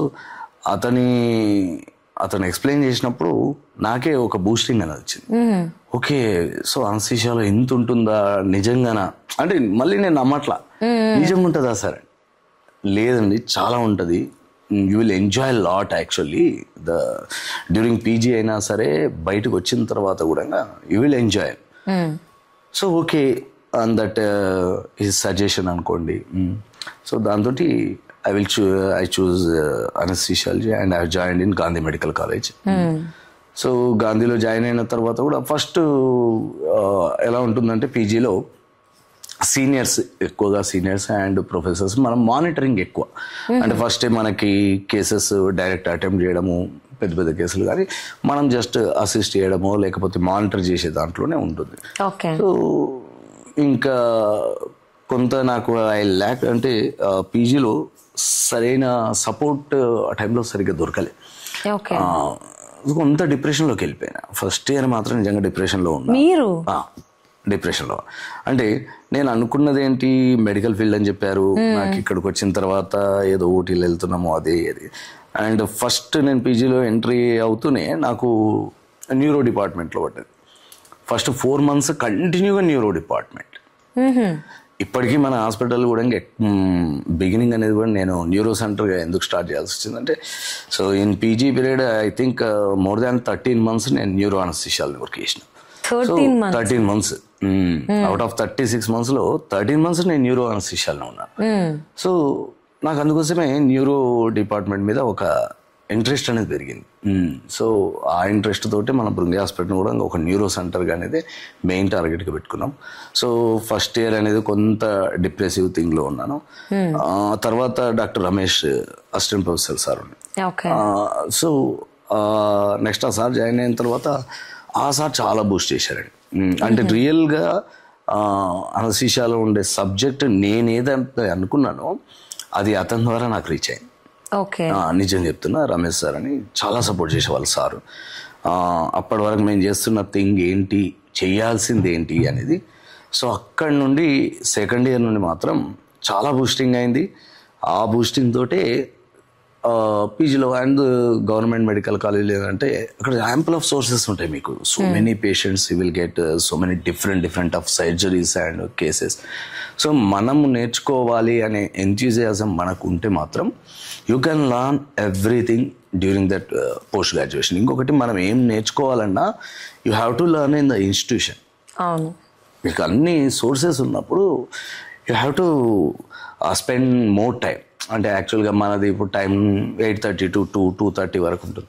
so not like that. నేను 2:30 అనేది కాదు, ఈవెన్ నైట్ వరకు I would like to stay in the hospital only. So ఇంకా ఏదన్నా అంటే కొత్త searching. So అది ఎక్కువ ఉండేది నాకు మెడికల్ కాలేజ్లో ఉన్నప్పుడు. అది చదువుకున్నప్పుడు నైట్ డ్యూటీస్లో కేసెస్ లేవంటే నేనే సర్జరీ డిపార్ట్మెంట్స్కి వెళ్ళారు, ఏదో ఒక కేసు పెట్టుకోండి. చాలా మంది నైట్ డ్యూటీస్లో కేసు లేకుండా ఉంటే అమ్మ హ్యాపీగా పడుకోవచ్చురా. బట్ నేను ఒక ఇదేమంటారు నైట్ మేర్ సెంటరా, నిద్రపోయే అనే కాదు అసలు. సో నాకు నేను ఎవరిని నిద్రపోనిచ్చేవాడిని కాదు. ఇప్పుడు నేను సీనియర్ అయిన తర్వాత నా కింద జూనియర్ పీజీలు ఉండేవాళ్ళు. సో ఇవాళ నైట్ డ్యూటీస్ ఎవరు, మన సీనియర్ ఎవరు, ఓకే డాక్టర్ అమ్మ శిరీష్ సార్ ఆరా బాబు ఇంకా అయిపోయిందిరా ఇవాళ డే, నరకం. ఈ నైట్ మొత్తం మనకు నరకమే, ఈయన నిద్రపోడు మనల్ని నిద్రపోనియాడు. సో ఇది కామన్ గా నడిచేది. బట్ నేను ఏంటంటే మనం నేర్చుకునే పీరియడ్ అదే. ఇప్పుడు ఆ 3 years నువ్వు ఎంత కష్టపడితే బయటికి నువ్వు అంత క్వాలిటీ డాక్టర్గా అవుట్పుట్ వస్తుంది. అంతేగాని నువ్వు బయటకు వచ్చిన తర్వాత నేర్చుకోవడానికి ఏముండదు. You have to start your practice, that's it. Okay, so నేర్చుకోవడానికి ఏంటంటే కొత్త అప్డేట్స్ నేర్చుకునేది కానీ, బట్ ఇక్కడ నేర్చుకోవాల్సిన సోర్సెస్ ఎన్ని ఉన్నాయి, ఏం సబ్జెక్ట్ నేర్చుకోవాలి, ఆ సబ్జెక్ట్ని నువ్వు ఎలా ఇంప్లిమెంట్ చేయాలి, ఎవ్రీథింగ్ అనేది నీ పోస్ట్ గ్రాడ్యుయేషన్లో. ఆయన అంతేగాని నేను బయటకు వచ్చినాక నేను నేర్చుకుంటానులే, నేను బయటకు వచ్చినాక చేసి చూస్తానులే. సో ఎక్స్పెరిమెంట్ చేయడానికి కుదరదు నీకు. బయటకు వచ్చిన తర్వాత experiment you can't do experiments alone. Okay, so ఇప్పుడు అక్కడ మెడికల్ కాలేజ్లో అంటే నీ గైడెన్స్, నీ ప్రొఫెసర్స్ ఉంటారు, నీ సీనియర్ పీజీస్ ఉండొచ్చు. So there lot of team will be there for guidance, for explanation, everything. So వాళ్ళ గైడెన్స్ని బట్టి నువ్వు లర్నింగ్ చేసుకోవాలి. నువ్వు లర్న్ చేసిన దాన్ని మన పేషెంట్ మీద అప్లై చేస్తుండాలి. సో అప్లై చేస్తూ result, what is the result that you are getting అనేది. So that makes confidence and that gets confidence. అంటే అక్కడనే మీకు కాన్ఫిడెన్స్ రావాలి. అంతేగాని బయటకు వచ్చినాక చూద్దాంలే. చాలామంది ఏంటంటే ఇప్పుడు చేతులున్న పని చేయట్లా. ఇప్పుడు ప్రతి ఒక్కరు ఏంటంటే సూపర్ స్పెషాలిటీ అనే ఒక మైండ్లో పెట్టుకుంటున్నారు. Okay, no problem, super speciality చేసుకోండి. ఫస్ట్ ఇప్పుడు ఉన్న ఈ డిపార్ట్మెంట్ని ఫుల్ఫిల్ చేసుకోండి. ఇది ఫుల్ఫిల్ చేసుకుంటూ నెక్స్ట్ లెవెల్. ఇప్పుడు ఎంబీబీఎస్ చదివేటప్పుడు ఫస్ట్ ఎంబీబీఎస్లో what you have to do that thing. అది కాదు. ఇప్పుడు ఈవెన్ మీరు ఇంటర్మీడియట్లో చూస్తున్నాను కదా, ఇప్పుడు మా పాపని ఇంటర్మీడియట్ చదవట్లా, డైరెక్ట్ నీట్ కోచింగ్. అర్థమవుతుందా? ఇంటర్మీడియట్ అయిపోవాలి, ఆ తర్వాత ఇంటర్మీడియట్ తర్వాత ఒక కోచింగ్. మాకప్పుడైతే ఇంటర్మీడియట్ అయిపోయిన తర్వాత మళ్ళీ నెక్స్ట్ జస్ట్ ఆ షార్ట్ టర్మ్ 45 days ఉండేది. ఆ 45 daysలోనే ఆ కోచింగ్ ఇచ్చేవాళ్ళు. ఇప్పుడు మనం ఇంటర్మీడియట్లో వాట్ యు ఆర్ లర్నింగ్ అనే దాన్ని ఒక MCQs టైప్లో అడిగితే ఎలా మనం రిప్లై ఇవ్వాలనే దానికి ట్రైన్ అవ్వడం, అదొక 45 days ట్రైనింగ్ అలా ఉండేది. ఇప్పుడు అలా కాదు. ఇంటర్మీడియట్ అనేది ఒక 30 daysలో కంప్లీట్ చేస్తున్నారు, మిగతా డేస్ అంతా neat preparation. So next level అనేది నువ్వు ఇది కంప్లీట్ చేసి నెక్స్ట్ లెవెల్ గురించి ఆలోచించు. సేమ్ అంతే. ఇప్పుడు అనస్థీషియాలజిస్ట్ ఉన్నాడు, అనస్థీషియాలజిస్ట్ సూపర్ స్పెషాలిటీ, నేను న్యూరో అనస్థెటిస్ట్ అవుతా అని చెప్పేసి ఆ న్యూరో దాని మీదనే ఫోకస్ చేయడం, మిగతా డిపార్ట్మెంట్స్ ఫర్గెట్. లేకపోతే ఒక జనరల్ ఫిజిషియన్ ఉన్నారు, తను సూపర్ స్పెషాలిటీ, నేను కార్డియాలజిస్ట్ అవుతా లేకపోతే గ్యాస్ట్రోఎంట్రాలజిస్ట్ అవుతా. సో దానివల్ల ఏమవుతుందంటే ఇప్పుడు జనరల్ ఫిజిషియన్ తన పరంగా తను ఏం నేర్చుకోవాలి, ఆల్ సిస్టమ్స్ అనేది he has to learn, all infections diseases he has to learn. So first it all you just learn. అంటే నీ పీరియడ్లో నువ్వు ఏం నేర్చుకోవాలి అది మొత్తం కంప్లీట్గా మీరు చేసుకోండి. చేసుకున్న తర్వాత దెన్ ఓకే సూపర్ స్పెషాలిటీకి వెళ్ళొచ్చు. బట్ ఇప్పుడు ఏం చేస్తున్నాను, నేను కార్డియాక్ దాని మీద నేను ఫోకస్ చేస్తూ ఇది ఓన్లీ పాస్ కావడానికి ఎంత కావాలనో అది మాత్రమే రెడీ చేస్తూ వెళ్ళడం జరుగుతుంది నవడేస్. అది నేను చాలా అబ్జర్వ్ చేస్తున్నా. That's why we're not getting a perfect physician. Actually nowadays నిజంగా చెప్పాలంటే ఒక పర్ఫెక్ట్ ఫిజిషియన్ కష్టం అవుతుంది సొసైటీలో. మీరు మీ ప్రొఫెషన్గా అనెస్థెసియాలజిస్ట్లో టాప్ మోస్ట్ ఉన్నారు. సో దాంతో పాటుగా ఫౌండర్ ఆఫ్ బృంగి హాస్పిటల్స్.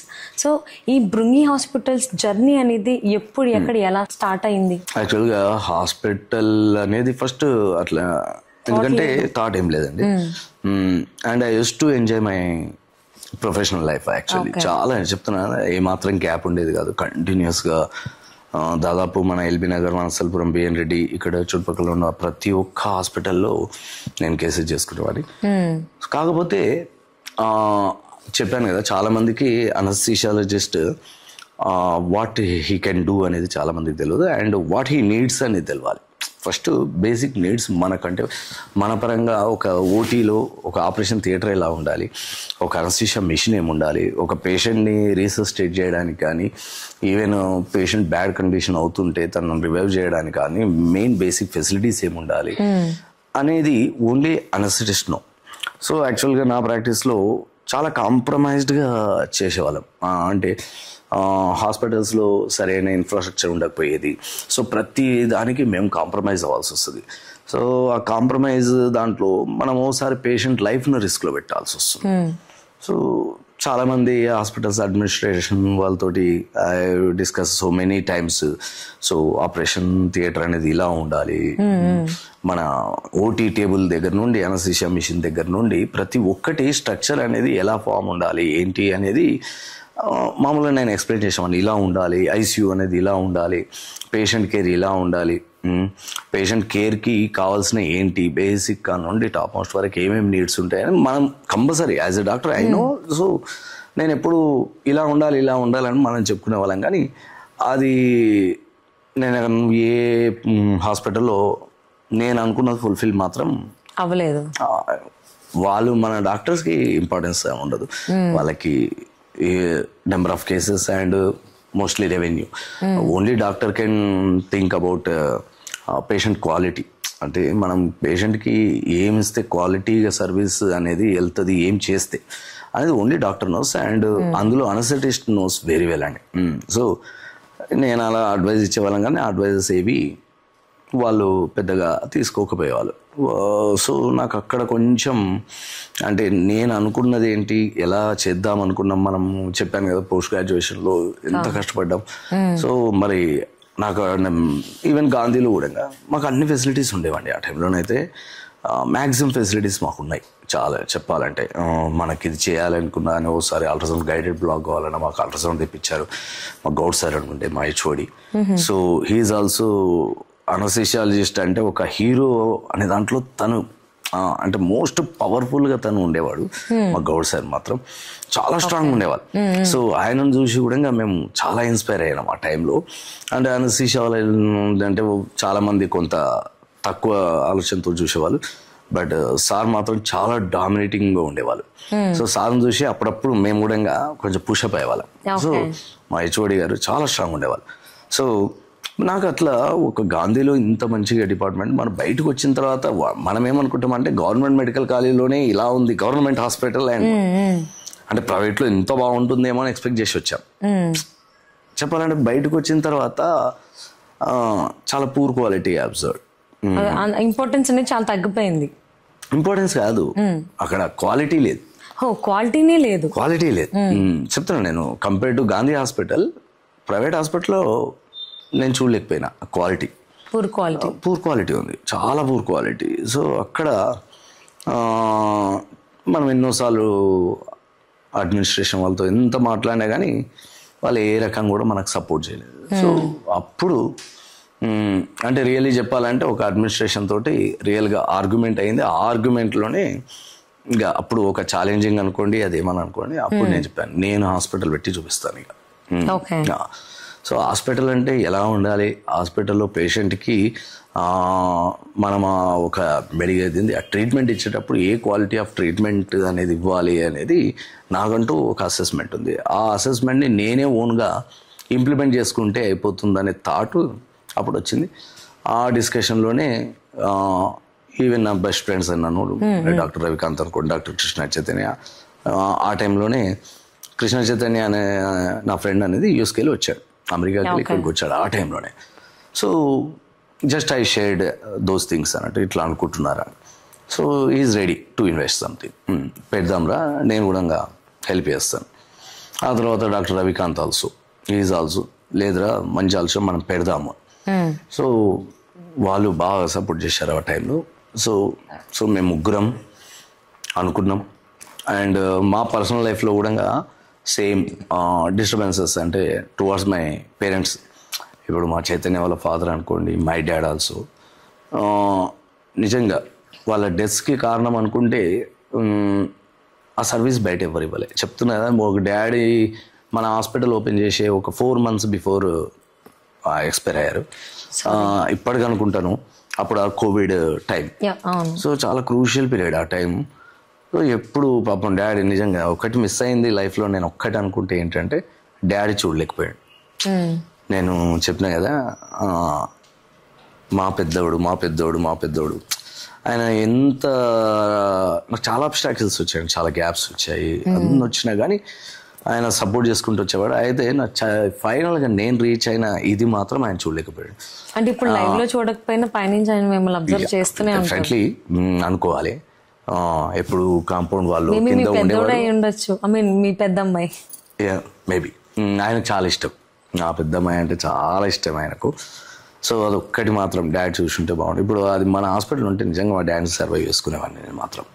నాకు ఆ కాన్ఫిడెన్స్ ఉండే పాప. సో ఓకే, ఎక్కడున్నా డాడీ బ్లెస్సింగ్స్ అయితే ఉంటాయి, ఆయన బ్లెస్సింగ్స్ అయితే ఆయన బ్లెస్సింగ్స్ తోటి ఇప్పటికీ అది ఇట్స్ గోయింగ్ గుడ్ పాజిటివ్. అంటే పాజిటివ్ థింకింగ్. అంటే నాకు చాలా అబ్స్ట్రాక్షన్స్ వచ్చాయండి రియల్గా చెప్పాలంటే. అబ్స్ట్రాక్షన్స్ గురించి చెప్పాలంటే అది నాకు ఆ తీపి దానికన్నా ఈ చేదు ఇంకా చాలా ఘోరంగా ఉన్నాయి. బట్ ఆ అబ్స్ట్రాకిల్స్ వచ్చినప్పుడు డాడీ సపోర్ట్ అనుకోండి, డాడీ దగ్గరకు వచ్చి వేరే వాళ్ళు కూడా ఏమైంది, మేము ఇంకా కాలేదా, ఇంకా కంప్లీట్ చేయలేదా, అందరూ మిగతా వాళ్ళందరూ డాడీ ఫ్రెండ్స్ వాళ్ళ అబ్బాయిలంతా ఇంజనీరింగ్ సైడ్. సో వాళ్ళు after engineering they have completed their engineering and they are getting this thing jobs and some people went to abroad. So అట్లా వచ్చి మా వాడు అమెరికాలో ఉండేవాడు, అక్కడ ఉండేవాడు, ఇక్కడ ఉండేవాడు. మీ వాడు ఏం చేస్తున్నాడు అంటే చదువుతున్నాడు. అంటే medical profession it will take long time to settle. So ఇంకా అయిపోలేదా ఇంకా డాడ్ ఆల్సో అప్పటికే నా MBBS అయిపోయిన టైంలో డాడ్ రిటైర్మెంట్ కూడా అయిపోయింది. సో సోర్స్ ఆఫ్ ఇన్కమ్ కూడా ఏం లేదు. అప్పుడు డాడ్ రిటైర్మెంట్ మ్యాక్సిమం అనుకోవడం ఐ థింక్ మంత్లీ ఒక 10,000 వచ్చేవి డాడీకి. సో ఆ 10,000 తోటి ఫ్యామిలీ గడవాలి. సో ఫైనాన్షియల్లీ కూడా చాలా స్ట్రగుల్ అయ్యాను ఆ టైంలో. అండ్ మెడిసిన్ అయిపోయిన తర్వాత మ్యారేజ్. సో ఇంక అప్పటికి అసలు మ్యారేజ్ అనగానే ఒక తెలియని స్మైల్ వస్తుంది మీలో. స్మైల్ విత్ అన్ని కష్టాలు అన్ని ఆ టైంలో ఉండేవి. బట్ ఏంటంటే ఒకటే చెప్తున్నాను, అంటే ఇవన్నీ వచ్చినా కానీ స్ట్రగుల్స్ వస్తుంటే మనం ఏమైంది, మన లైఫ్ ఎందుకు ఇట్లా అయిపోతుంది అని ఆలోచించేది కాదు. నేను అనుకునేది ఎప్పుడు మనం ఈ గోల్ అనుకున్నాం, ఏదో ఒక గోల్ అని పెట్టుకున్నాం, కానీ ఆ గోల్ రీచ్ అవ్వట్లేదు, ఇంకెక్కడో వెళ్తున్నాం అనుకున్నాం. సో నేనేమనుకుంటా అంటే, నేను అన్నాను కదా నాకు జనరల్ మెడిసినే కావాలని అనుకున్నాను, నాకు రాలేదు. అవునా, ఇప్పుడు రాలేదు అని అంటే దేవుడు నువ్వు దానికి వద్దు అన్నాడు, నీకు ఇదే సూట్ అవుతుంది అన్నాడు. సో నేను జనరల్ మెడిసిన్ తీసుకుంటే ఏమయ్యేవాడు ఐ డోంట్ నో, కానీ నిజంగా అనస్థీషియాలజీ నాకు పర్ఫెక్ట్ మ్యాచ్ అయింది అని నేను అనుకుంటున్నా. సో ఎప్పుడైనా అంతే నెగిటివ్ థాట్ ఉండకపోయేది.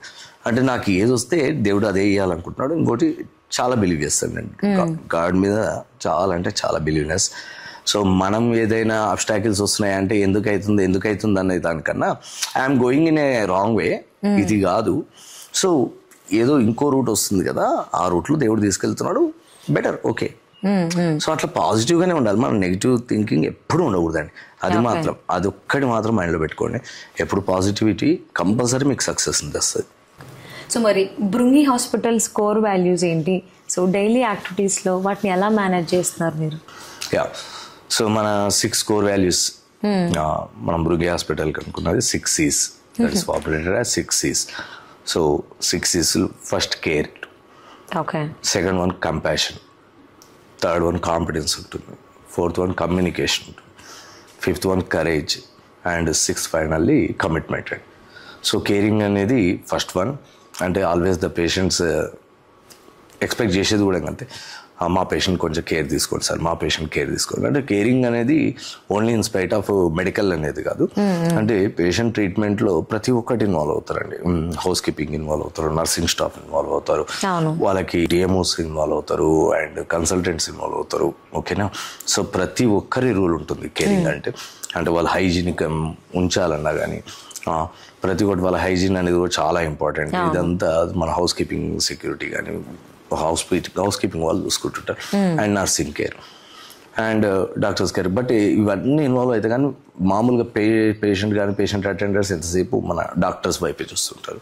బట్ అది ఒక్కటి కాదు ఇంపార్టెంట్, ప్రతిదీ ఇంపార్టెంట్ కేరింగ్. సో మన భృంగి అనేది మాత్రం ఇన్ ఎవ్రీ ఆస్పెక్ట్ ఆ కేర్ అనేది ఎక్కడ నెగ్లిజెన్స్ కాకుండా మనం జాగ్రత్తగా చూసుకుంటాం.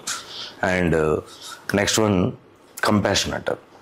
సో చెప్పాను కదా, పేషెంట్ వాళ్ళు చాలా యాంగ్జైటీ తోటి వచ్చినప్పుడు మనం వాళ్ళని సింపాథెటిక్గా అంటే వాళ్ళని ప్రేమగా, వాళ్ళకి కావాల్సింది సపోర్ట్ అండి. ఆ టైంలో సపోర్ట్ ఉండాలి. మనం రిస్క్ ఎక్స్ప్లెయిన్ చేస్తాం తప్పదు, బట్ ఆ రిస్క్ ఎక్స్ప్లెయిన్ చేస్తున్నప్పుడు వాళ్ళకి మనం సపోర్ట్ అనేది మనం ఎంత వాళ్ళని కన్విన్స్ చేసుకోవాలి. ఆ ట్రీట్మెంట్ ముందే ఆ రిస్క్, ఇప్పుడు ఏదో పెద్ద మేజర్ సర్జరీ, పెద్ద హెడ్ ఇంజరీ అయింది. సో హెడ్ ఇంజరీ అయినప్పుడు ఇప్పుడు మనకు 70% మోర్టాలిటీ రిస్క్ ఉంటుంది, పెద్ద పెద్ద క్రేనియాటమీ. ఇప్పుడు సర్జరీ చేస్తాం కానీ 70% రిస్క్ ఉంటుంది, 30% సర్వైవల్ ఉంది అని చెప్తాం. సో వాళ్ళు ఎట్లా ఫీల్ అవుతారు చెప్పండి మీరు? సడన్గా అదేంది ఇప్పుడు 70% బతకడానికి ఛాన్సెస్ లేవా? సో మనం అది ఎక్స్ప్లెయిన్ చేసేటప్పుడు వాళ్ళకి చాలా సింపాథెటిక్, అంటే వాళ్ళకు ధైర్యంగా ఉండే విధంగా మనం ఎక్స్ప్లెయిన్ చేయాలి, కానీ వాళ్ళని భయపెట్టించే విధంగా ఎక్స్ప్లెనేషన్ ఉండకూడదు. సో ఎప్పుడైనా పేషెంట్ సైడ్ మనం ఆ లవబుల్ క్యారెక్టర్ అనేది ఆల్వేస్ మనం చూపించాలి. So I believe in that compassion and. So third one ఏంటంటే కాన్ఫిడెన్స్ అంటారు. కాన్ఫిడెన్స్ అంటే ఇప్పుడు మనం ఏదైతే క్వాలిటీ అనుకున్నామో ఆ క్వాలిటీకి మనం స్టబ్బర్న్ అయి ఉండాలి. ఎంత కాంపిటీషన్ ఉన్నా ఏమున్నా కానీ మనం నెక్స్ట్ ఏంటంటే ఏమైనా కొత్త డెవలప్మెంట్స్ ఏది అనుకున్నా కానీ మనం భయపడకుండా ఆ కొత్త డెవలప్మెంట్స్కి వెళ్ళే విధంగానే మనం స్టబ్బర్న్ అయి ఉండాలి దానికి. ఇంకోటి కమ్యూనికేషన్. ఇప్పుడు పేషెంట్ కండిషన్ ఏంటి, పేషెంట్కి ఏం చేయబోతున్నాము, పేషెంట్ కండిషన్ ఏంటి, పేషెంట్కి ఏం చేయాలి, ఏం చేస్తే ఏమవుతుంది అనేది ఎవ్రీథింగ్ మన ఎప్పుడైనా పేషెంట్కి అండ్ హెల్త్ ప్రొవైడర్స్కి కరెక్ట్ కమ్యూనికేషన్ అండ్ ట్రాన్స్పరెన్సీ ఉండాలి ఎట్టి పరిస్థితుల్లో. సో మనం ఆ కమ్యూనికేషన్ అనేది ఆల్వేస్ ఆ కమ్యూనికేషన్ గ్యాప్ రానివ్వకూడదు. అంటే పేషెంట్ ఇప్పుడు మా పేషెంట్ ఏ పొజిషన్లో ఉన్నారు, మా పేషెంట్కి ఏం ట్రీట్మెంట్ నడుస్తుంది అనేది ఎవ్రీథింగ్ అప్డేటెడ్ కమ్యూనికేషన్లో ఉంటాయి. ఈవెన్ అడ్మినిస్ట్రేషన్ సైడ్ వాళ్ళ financial communication, so financial counselling కానీ అది కూడా చాలా ఇంపార్టెంట్ అండి. సో ఎప్పుడైనా నాట్ ఓన్లీ తన హెల్త్ స్టేటస్తో పాటు ఫైనాన్షియల్ థింగ్స్ కూడా అప్ టు డేట్ కమ్యూనికేషన్ అనేది ప్రాపర్గా మెయింటైన్ చేయాల్సి వస్తుంది, అది కంపల్సరీ. అండ్ కరేజ్ అంటారు. కరేజ్ అంటే మనం ఇప్పుడు చెప్పారు ఎన్ని హై రిస్క్ కేసెస్ వచ్చినా, ఎంత హై రిస్క్ వచ్చి ఇప్పుడు ఒక హై రిస్క్ కేసు వస్తున్నప్పుడు patient attenders always will think అంటే నా పేషెంట్ మంచి కావాలి, వాళ్ళు ఇంకో ఆప్షన్ ఎవరు ఇప్పుడు మా పేషెంట్ని చెడ్డగా చేయి అన్నారు కదా, వాళ్ళు ఎంతసేపు కావాల్సింది ఏమైనా చేయండి మా పేషెంట్ మంచి కావాలి. బట్ మంచి కావాలి అనేది 100% అనేది అక్కడ ఉండదండి. ఓకేనా? సో ఇప్పుడు వాళ్ళ ఎక్స్పెక్టేషన్ ఏమో మా పేషెంట్ బతకాలి అని చెప్పి వాళ్ళ ఎక్స్పెక్టేషన్. బట్ మెడికల్ సైన్సెస్ చెప్పే విధంగా ఇప్పుడు ఒక సర్జరీకి వెళ్ళేటప్పుడు ఈ సర్జరీ మోర్టాలిటీ రిస్క్ 70% ఉంది, సర్వైవల్ ఓన్లీ 30. అంటే ఒక 100 మెంబర్స్ సర్జరీ చేస్తే దీంట్లో 70 మెంబర్స్ డెత్ అవుతారు, 30% మాత్రమే సర్వైవ్ అవుతారు. సో ఇప్పుడు మేము చేసిపోయే సర్జరీకి ఆయన సర్వైవ్ అవుతాడా కాడా అనేది మనమైతే ఇప్పుడు చెప్పలేం కదా. కానీ వాళ్ళ ఎక్స్పెక్టేషన్ ఏంటి, 100% మేము ఎంత ఖర్చు అయినా పెడతాము, ఎలాంటి టాప్ అండ్ టెక్నాలజీ ఉన్నటువంటి ట్రీట్మెంట్ కావాలి, బట్ మా వాడు బతకాలి. అర్థమైంది. సో అది బ్యాలెన్స్ చేయడం చాలా కష్టం. ఓకేనా? ఎందుకంటే ప్రాక్టికల్లీ ఉండాలి, ఇక్కడ ప్రాక్టికల్లీ ఉండాలి. But always we try to survive that patient, అంతే కదా. సో మేము అలాంటి సిచ్యువేషన్లో మేము కరేజ్గా ఉండాలి. వాళ్ళ ఎక్స్పెక్టేషన్స్ అయితే ఉంటాయి, దాన్ని అయితే మనం తగ్గించలేము. అంతే నువ్వు 70% కోరుకో మీ పేషెంట్ సర్వైవల్, 30% కోరుకోకు అని మనం చెప్పలేము. సో వాళ్ళ ఎక్స్పెక్టేషన్స్ మాత్రం 100% మా పేషెంట్ సర్వైవ్ కావాలనే ఉంటుంది.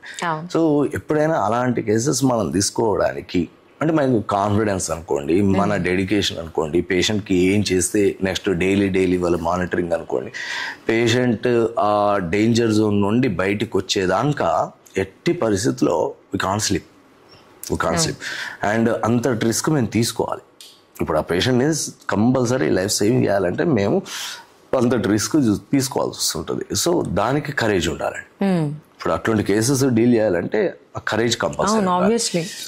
So that courage, Brungi Hospital had that courage, and with that courage we have taken so many high risk surgeries and so many high risk medical cases, and we dealt successfully those cases and they discharged very well. So అలాంటి cases హ్యాపీగా మేము discharge చేసుకున్నాం. And ఇప్పుడు ఆ patients వాళ్ళ healthier happy life వాళ్ళు lead చేస్తున్నారు.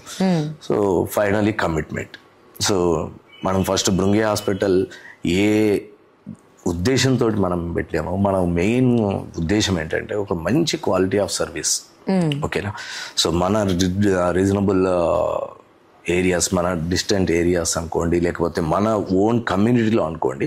ఇప్పుడు ఏంటంటే ఏదన్నా ఉంటే పెద్ద పెద్ద హాస్పిటల్స్కి వెళ్ళిపోవాలి, అది ఎక్కడో ఉంటుంది, ఒకటి కచ్చిపోలి ఉంటుంది, లేకపోతే హైటెక్ సిటీలో ఉంటుంది. అంటే చాలా డిస్టెంట్ ఏరియాస్, రిమోట్ ఏరియాస్ వాళ్ళకి near by emergency services reach అయ్యే విధంగా హాస్పిటల్స్ ఉండవు. సో మన కమిట్మెంట్ ఏంటంటే ఆ నియర్ బై వాళ్ళకు మంచి హై క్వాలిటీ సర్వీసెస్ అందించగానే మన హాస్పిటల్ ఎస్టాబ్లిష్ చేసినాం. ఇంకొకటి క్వాలిటీ. మనం ఎంతో ఇప్పుడు హాస్పిటల్ అనేది చాలా ఫైనాన్షియల్ బర్డెన్తో కూడుతుంది. చాలామంది అనుకుంటారు హాస్పిటల్ పెట్టిండు అని అంటే ఇక అయిపోయింది ఓ మస్తు వాళ్ళకి చాలా లక్షలు సంపాదిస్తుంటారు. కాదండి. సో ఫస్ట్ ఆ ఇన్ఫ్రాస్ట్రక్చర్ కాస్ట్ తెలవాలి మీకు. ఒక్కొక్క ఇన్ఫ్రాస్ట్రక్చర్ ఎన్ని కోట్లు ఖరీదైంది. సో ఒకటి ఇన్వెస్ట్ చేసేటప్పుడు ఎంతో ఖరీదైన, సో అవి ఎంత బ్యాంక్ లోన్ తీసుకుంటాము, ఆ ఈఎంఐలకు ఎంత కట్టాలి, ఇవన్నీ వాళ్ళకి రాదు. సో చాలా స్ట్రగుల్ ఉంటుందండి. సో ఆ స్ట్రగుల్స్ ఎన్నైనా ఉన్నా అంటే మోస్ట్ ఆఫ్ ది హాస్పిటల్ ఏంటంటే ఒకవేళ స్ట్రగుల్లో ఏం చేస్తారంటే మనకు మెయింటెనెన్స్ ఎక్కువ అవుతుంది, ఇంత మెయింటెనెన్స్ ఏమొద్దు, తగ్గించుకుందాం అంటే మన రెవెన్యూ ఎంతే ఉంది కనుక దాని మెయింటెనెన్స్ తగ్గించుకుందాం. మెయింటెనెన్స్ అనేది కానీ క్వాలిటీ అని తగ్గించుకుంటే మాత్రం ఇక హాస్పిటల్ సర్వీసెస్ అవన్నీ పేషెంట్కి దూరమైనట్టే. సో ఎప్పుడైనా నేనేంటి హాస్పిటల్ మనం ఏదైతే క్వాలిటీ అనుకున్నామో ఆ క్వాలిటీకే స్టబ్బన్గా అదే కమిట్మెంట్ మీద ఉన్నాం. అదే కమిట్మెంట్ తోటి ఫర్దర్ ఫ్యూచర్లో కూడా అదే కమిట్మెంట్ తోటి ముందుకెళ్తాం. ఆ క్వాలిటీ ఆఫ్ సర్వీస్ కంపల్సరీ పేషెంట్కి రీచ్ అవ్వాలి. సో గుడ్ అండి. సో అలాగే ఇప్పుడున్నటువంటి సిచ్యువేషన్లో హెల్త్లో ఈ హైటెక్ టెక్నాలజీ అనేది చాలా రోల్ ప్లే చేస్తుంది. మరి ఈ హైటెక్ టెక్నాలజీతో పాటుగా ప్రేమపూర్వకంగా ఒక పేషెంట్కి ఆ కేర్ని, ఆ ట్రీట్మెంట్ని ఎలా అందిస్తున్నారు, వాటిని ఎలా బ్యాలెన్స్ చేస్తున్నారు? హై టెక్నాలజీ అంటే యాక్చువల్గా కంపల్సరీ ఇయర్ బై ఇయర్ మన టెక్నాలజీ అనేది ఎవ్రీ డిపార్ట్మెంట్లో, not only in health year, మన హెల్త్ సిస్టమ్ అనే కాదు, ప్రతి రంగంలో మనకి టెక్నాలజీ అనేది ఎంతో సేమ్. అదే టైంలో ఇప్పుడు కూడా మనం హెల్త్ సిస్టంలో కూడా టెక్నాలజీని యూజ్ చేసుకుంటే, ఇప్పుడు ఫర్ ఎగ్జాంపుల్ మీరు రోబోటిక్ సర్జరీస్ అనుకో, ఈ మధ్య ఆర్టిఫిషియల్ ఇంటెలిజెన్స్ కూడా యూజ్ చేసి హెల్త్ కేర్ సిస్టంలో. అంతకుముందు అన్ని ఇన్వేజివ్ సర్జరీస్ ఉండే, ఇప్పుడు మినిమల్ ఇన్వేజివ్ సర్జరీస్ అనుకున్నాం, ల్యాప్రోస్కోపిక్ అనుకుని. సో ప్రతి దాంట్లో మనం టెక్నాలజీని యూజ్ చేస్తూ పేషెంట్కి మినిమల్ ట్రామా, సో మనం ఆ టెక్నాలజీని దేంట్లో యూజ్ చేసుకోవాలంటే పేషెంట్కి, అంటే ఇంకోటి ఆ టెక్నాలజీని కూడా మన బ్రెయిన్ని రీప్లేస్ చేస్తూ టెక్నాలజీని యూజ్ చేయకూడదండి. ఓకేనా? సో మన బ్రెయిన్ని రీప్లేస్ చేసే విధంగా టెక్నాలజీ కాదు. టెక్నాలజీ అనేది మన బ్రెయిన్ కానీ మన డెడికేషన్కి అది ఒక యాడ్ ఆన్ అవ్వాలి. But it never replaceable. అంటే చాలామంది ఈ మధ్య చెప్తుంటే ఇక ఏఐ వస్తే పలానా ఈ డిపార్ట్మెంట్ ఉండదు, మెడికల్ ఇది ఉండదు, దట్ ఈస్ ప్యూర్లీ రాంగ్ అండి. సో చాలా తప్పు. ఫర్ ఎగ్జాంపుల్ నేను చెప్తాను, maximum 4 to 5 years back software engineer, తను యూట్యూబ్లో నార్మల్ డెలివరీ అనేది యూట్యూబ్లో చూసుకుంటూ తన వైఫ్కి నార్మల్ డెలివరీ ఇంట్లో చేశాడు, వాళ్ళ వైఫ్ డెత్ అయింది. సో ప్లీజ్ అలాంటి ఎక్స్పెరిమెంట్స్ ఎప్పుడు చేయకండి. సో ఒక డాక్టర్ ఎన్నో ఏళ్ళు కష్టపడి చదివి, అతను చదువుతున్న దాన్ని తన కళ్ళ ముందర ఎంతో మంది 1000 పేషెంట్లను తను చూస్తూ ఆయన తన సబ్జెక్ట్ని అంతా నెక్స్ట్ లెవెల్కి అందించే విధంగా ఉంటాడు. అది ఒక మిషన్ ఇవ్వదండి. ఎట్టి బస్లో మిషన్ అనేది డాక్టర్కి తన వర్క్ బర్డెన్ అనుకోండి, లేకపోతే ఇంకా కొంత క్వాలిటీ తోటి వెళ్ళడానికి యూజ్ అవ్వాలి, కానీ అది రీప్లేసబుల్ మాత్రం ఎప్పుడు కాకూడదు, అది కాదు కూడా.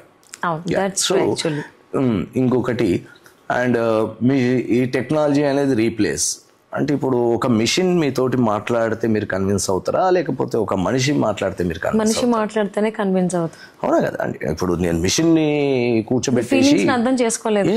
ఇప్పుడు ఒక మిషన్ ని కూర్చోబెడతా, ఒక రోబోని కూర్చోబెడతాను, నేను రోబో తోటి మీకు ఎక్స్ప్లెనేషన్ ఇప్పిస్తాను, కన్విన్స్. అమ్మో, అది మన ఫీలింగ్స్ దానికి అర్థం కావు కదా. నేను ఎలా ఫీల్ అవుతున్నాను, ఎంత సాడ్ నాది, అది ఎంత లెవెల్లో ఉందనేది అర్థం కాదు. డెఫినెట్లీ కదా. ఇప్పుడు నేను మీకు ఇంతకుముందు అన్నారు కదా, మీరు ఆ లవబుల్ థింగ్.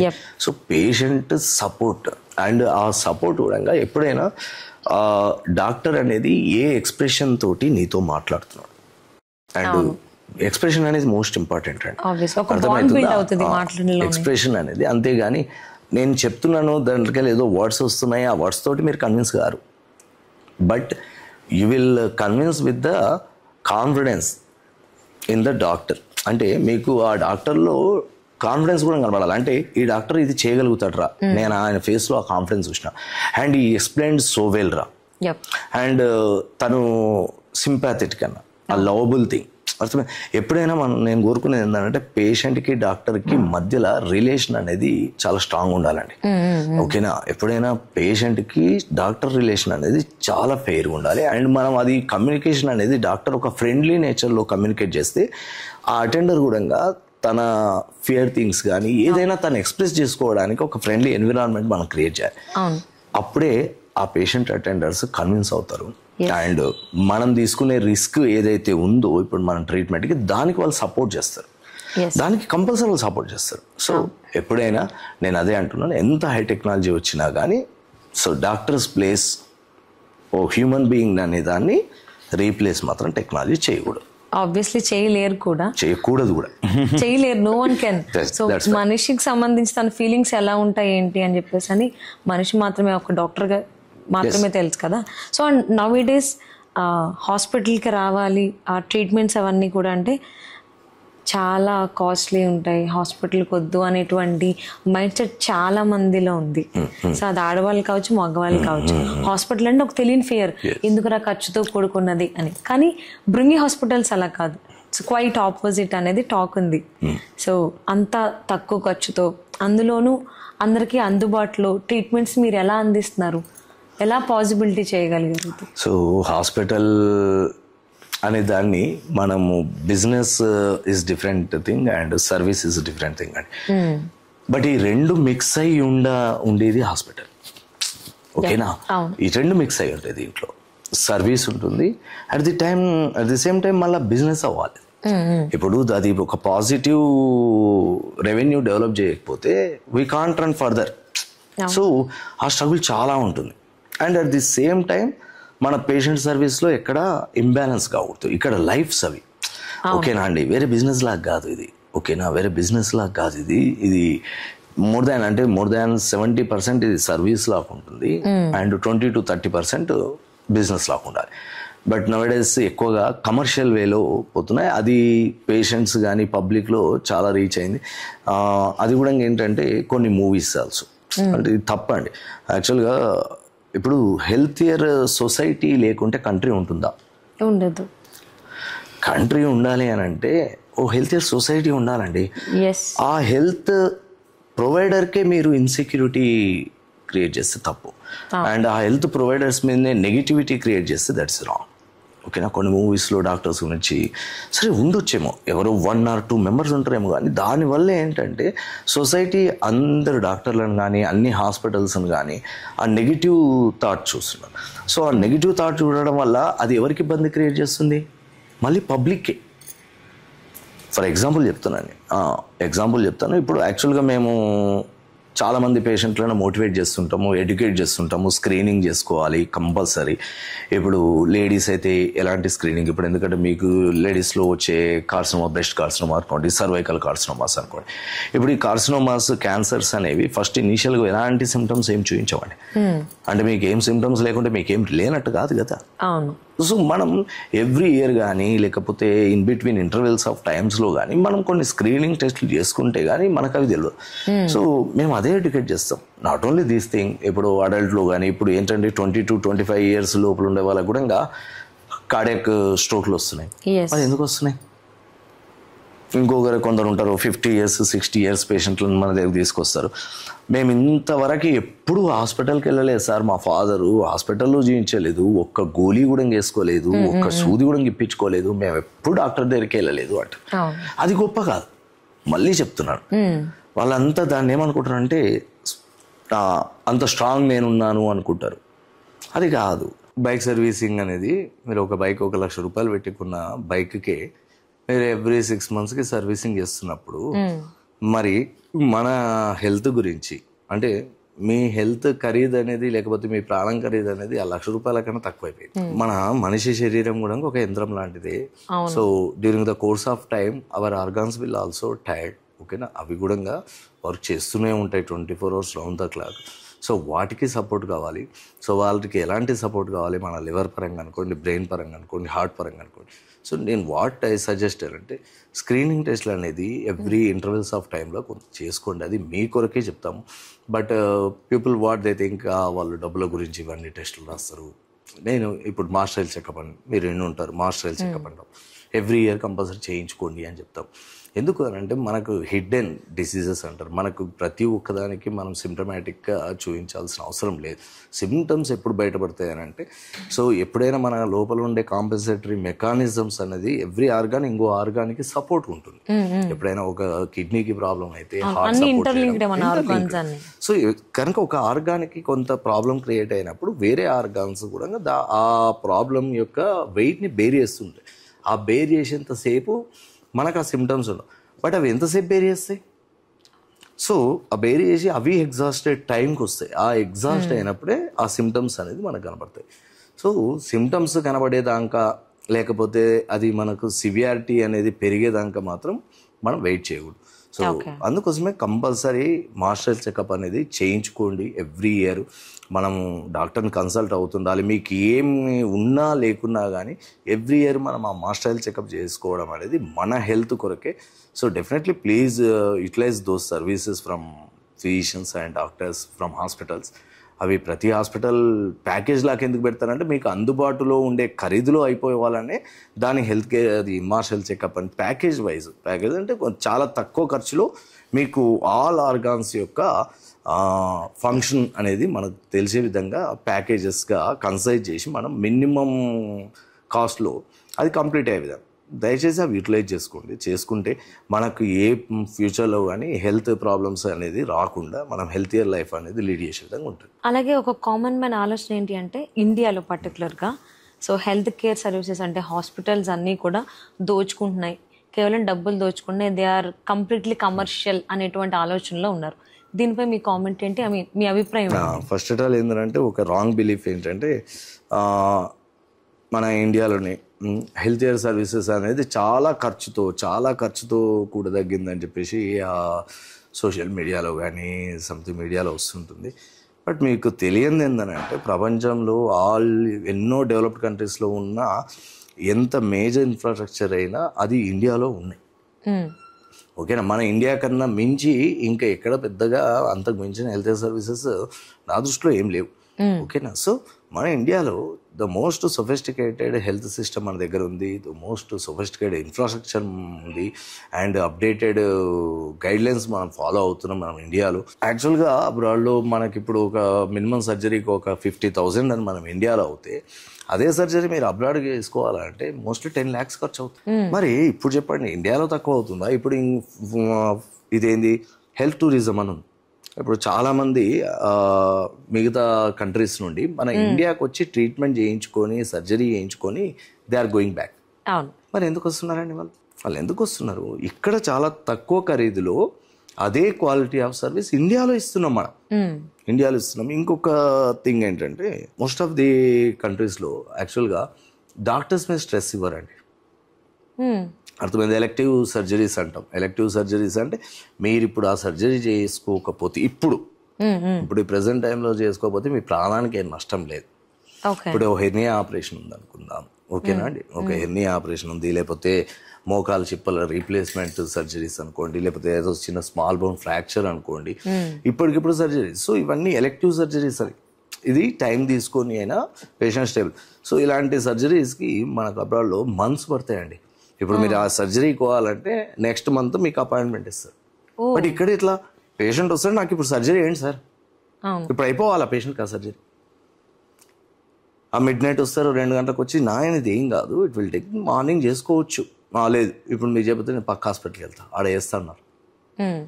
సో డాక్టర్కి ఒక స్లీప్ అనేది లేకుండా, అర్థమవుతుందా, డాక్టర్కి స్లీప్ అనేదే లేకుండా ఒక పెయిన్ అబ్డామిన్ తోటి వస్తాడు. ఒక పెయిన్ అబ్డామిన్ తోటి అంతకుముందు అయినప్పుడు మెడికల్ షాప్లో గోళీ తీసుకుంటున్నాడు, అన్నీ చేస్తాడు. హాస్పిటల్కి వచ్చి మాత్రం ఇప్పుడు ఆ పెయిన్ అబ్డామిన్ అవుతుంది కదా, ఇది ఎమర్జెన్సీ కదా. అబ్డామినల్ పెయిన్ అప్పటికప్పుడు ఎమర్జెన్సీ ఏం కాదు, ఓకేనా. ఎమర్జెన్సీ కేసు అనే దానికి 24 hours రౌండ్ ద క్లాక్ మనం సర్వీసెస్ ఎప్పుడు ఇస్తుంటాం. బట్ పబ్లిక్ యాటిట్యూడ్ ఎట్లుంటుందంటే, ఎమర్జెన్సీ, రియల్ ఎమర్జెన్సీ దాన్ని మనం చేస్తున్నప్పుడేమో లేదు వీళ్ళు లేనిది చెప్తున్నారు అనే యాటిట్యూడ్తో ఉంటారు. ఏం కాదు అని మనం ఇప్పుడు పేషెంట్ వస్తారు, బయట నుండి వస్తారు, అక్కడ ఎవరో సమ్ అన్క్వాలిఫైడ్ ఆర్ఎంపీస్ అనుకోండి, ఎంఆర్ఐ రాస్తారు. ఈ హెల్త్ సర్వీసెస్ అనేవి ఖర్చుతో కూడుకున్నామంటారా? కాదండి, ఎటు బస్లో కదా, అదే చెప్తున్నా. బయట కంట్రీస్ నుండి ఇక్కడ వచ్చి చేసుకుంటున్నారు అని అంటే ఇక్కడ తక్కువ ఖర్చుతో అవుతుంది కదా. అండ్ అదే ఇన్ఫ్రాస్ట్రక్చర్ని, అదే కాస్ట్ మెటీరియల్ని, అదే అప్డేటెడ్ మెడిసిన్ని మనం ఇక్కడ ఇంప్లిమెంట్ చేస్తున్నాం, అదే అప్డేటెడ్ గైడ్లైన్స్ ఫాలో అవుతున్నాం. మనం అవుతున్నప్పుడు how can you tell? Only the wrong belief, please, అది మాత్రం చెప్తున్నాను. This very wrong belief that ఇండియాలో హెల్త్ కేర్ సర్వీస్ అనేది చాలా కాస్ట్. అయితే మెయిన్ ఏంటంటే మనకు బయట కంట్రీస్లో ప్రతి పర్సన్ ఇన్సూర్డ్ అయి ఉంటారు, ప్రతి ఇన్సూరెన్స్ అనేది ప్రతి పర్సన్కి ఉంటుంది. సో తనకి ఆ కాస్ట్ అనేది ఇన్సూరెన్స్ ఉన్న ప్రతి వ్యక్తి దాన్ని he won't bother about that one, ఆ కాస్ట్ ఎంత అవుతుంది కానీ హీ హ్యాడ్ ఇన్సూరెన్స్. ఇక్కడ మన పబ్లిక్లో మెయిన్ హెల్త్ ఇన్సూరెన్స్ తీసుకోవాలి. నేను చెప్పాను, మనం ఒక బైక్ కొంటే దానికి ఇన్సూరెన్స్ చేస్తావు, కారు కొంటే ఇన్సూరెన్స్ చేస్తావు, నీకు మాత్రం ఇన్సూరెన్స్ చేసుకో. అది అంటే పబ్లిక్ మెంటాలిటీ ఒక్కసారి అర్థం చేసుకోండి. కార్కి కంపల్సరీ ఇన్సూరెన్స్ తీస్తారు కదా, మీ బైక్కి ఇన్సూరెన్స్ తీసుకుంటారు కదా, మరి why you are not taking insurance for your health? So మీరు ఇన్సూరెన్స్ తీసుకోండి, ఇన్సూరెన్స్ తీసుకున్నప్పుడు దట్ విల్ హెల్ప్ యూ కదా. ఇప్పుడు చాలా మంది అయిపోయింది, నా దగ్గర డబ్బులు లేవు, మా పొలం అమ్మేసుకున్నాము, లేకపోతే అది అమ్మేసుకున్నాము, అవసరం లేదండి. మీరు yearly small amount per year, ఓకేనా, 20,000-25,000 నుండి మనకు హెల్త్ ఇన్సూరెన్స్ సర్వీసెస్ అనేవి ఉన్నాయి. అది రియల్లీ మీరు డైలీ ఒక 2 సార్లు టీ అనేది తాగేంత ఖర్చు అండి, జస్ట్ రోజుకి ఒక 2 సార్లు టీ తాగే ఖర్చు. సో మీరు ఆ ఖర్చును కూడా పక్కకు పెట్టి, అవునా కదా, ఇప్పుడు ఎప్పుడైనా పబ్లిక్ రెస్పాన్సిబిలిటీ కూడా ఉండాలండి. సో ప్రతి ఒక్కరు అంటే మీ హెల్త్ మీకు మీద మీకే కాన్షియస్ లేదు, అండ్ మీ కేరింగ్ మీకు ఉండాలి కదా. ఈ మధ్య కాలంలో అయితే కొంచెం హెల్త్ కేర్ బాగానే తీసుకుంటున్నారు అందరూ. సో పెరిగింది కొంత, కోవిడ్ తర్వాత కొంత పెరిగింది, బట్ ఇంకా పెరగాలండి. బట్ ఇది మాత్రం బిలీఫ్ లో పెట్టుకోకండి, ఇండియాలో హెల్త్ సర్వీస్ అనేది చాలా ఖర్చుతో కూడా తగ్గింది. దట్ ఈస్ ఎంటైర్లీ కంప్లీట్ 100% నేను చెప్తున్నా, that is wrong belief. Okay, so and కొన్ని స్టోరీస్ ఇన్స్పైరింగ్ ఉంటాయి. సో ముఖ్యంగా మన భృంగి హాస్పిటల్స్కి ఎవరైతే ఒక క్రిటికల్ కండిషన్లో వచ్చి నవ్వుతూ బయటికి వెళ్ళిన వాళ్ళు స్టోరీస్ ఏవైతే ఉన్నాయో, సో అవి ఏమన్నా మాతో షేర్ చేసుకోగలుగుతారా? నిజం చెప్పాలంటే లాట్ ఆఫ్ స్టోరీస్, నిజం చెప్తున్నా. సో మన హాస్పిటల్ అనేది యాక్చువల్గా న్యూరో సెంటర్ మెయిన్ టార్గెట్, అంటే మల్టీ స్పెషాలిటీ, బట్ కోర్ బ్రాంచ్గా మేము న్యూరో డిపార్ట్మెంట్ అనుకున్నాం.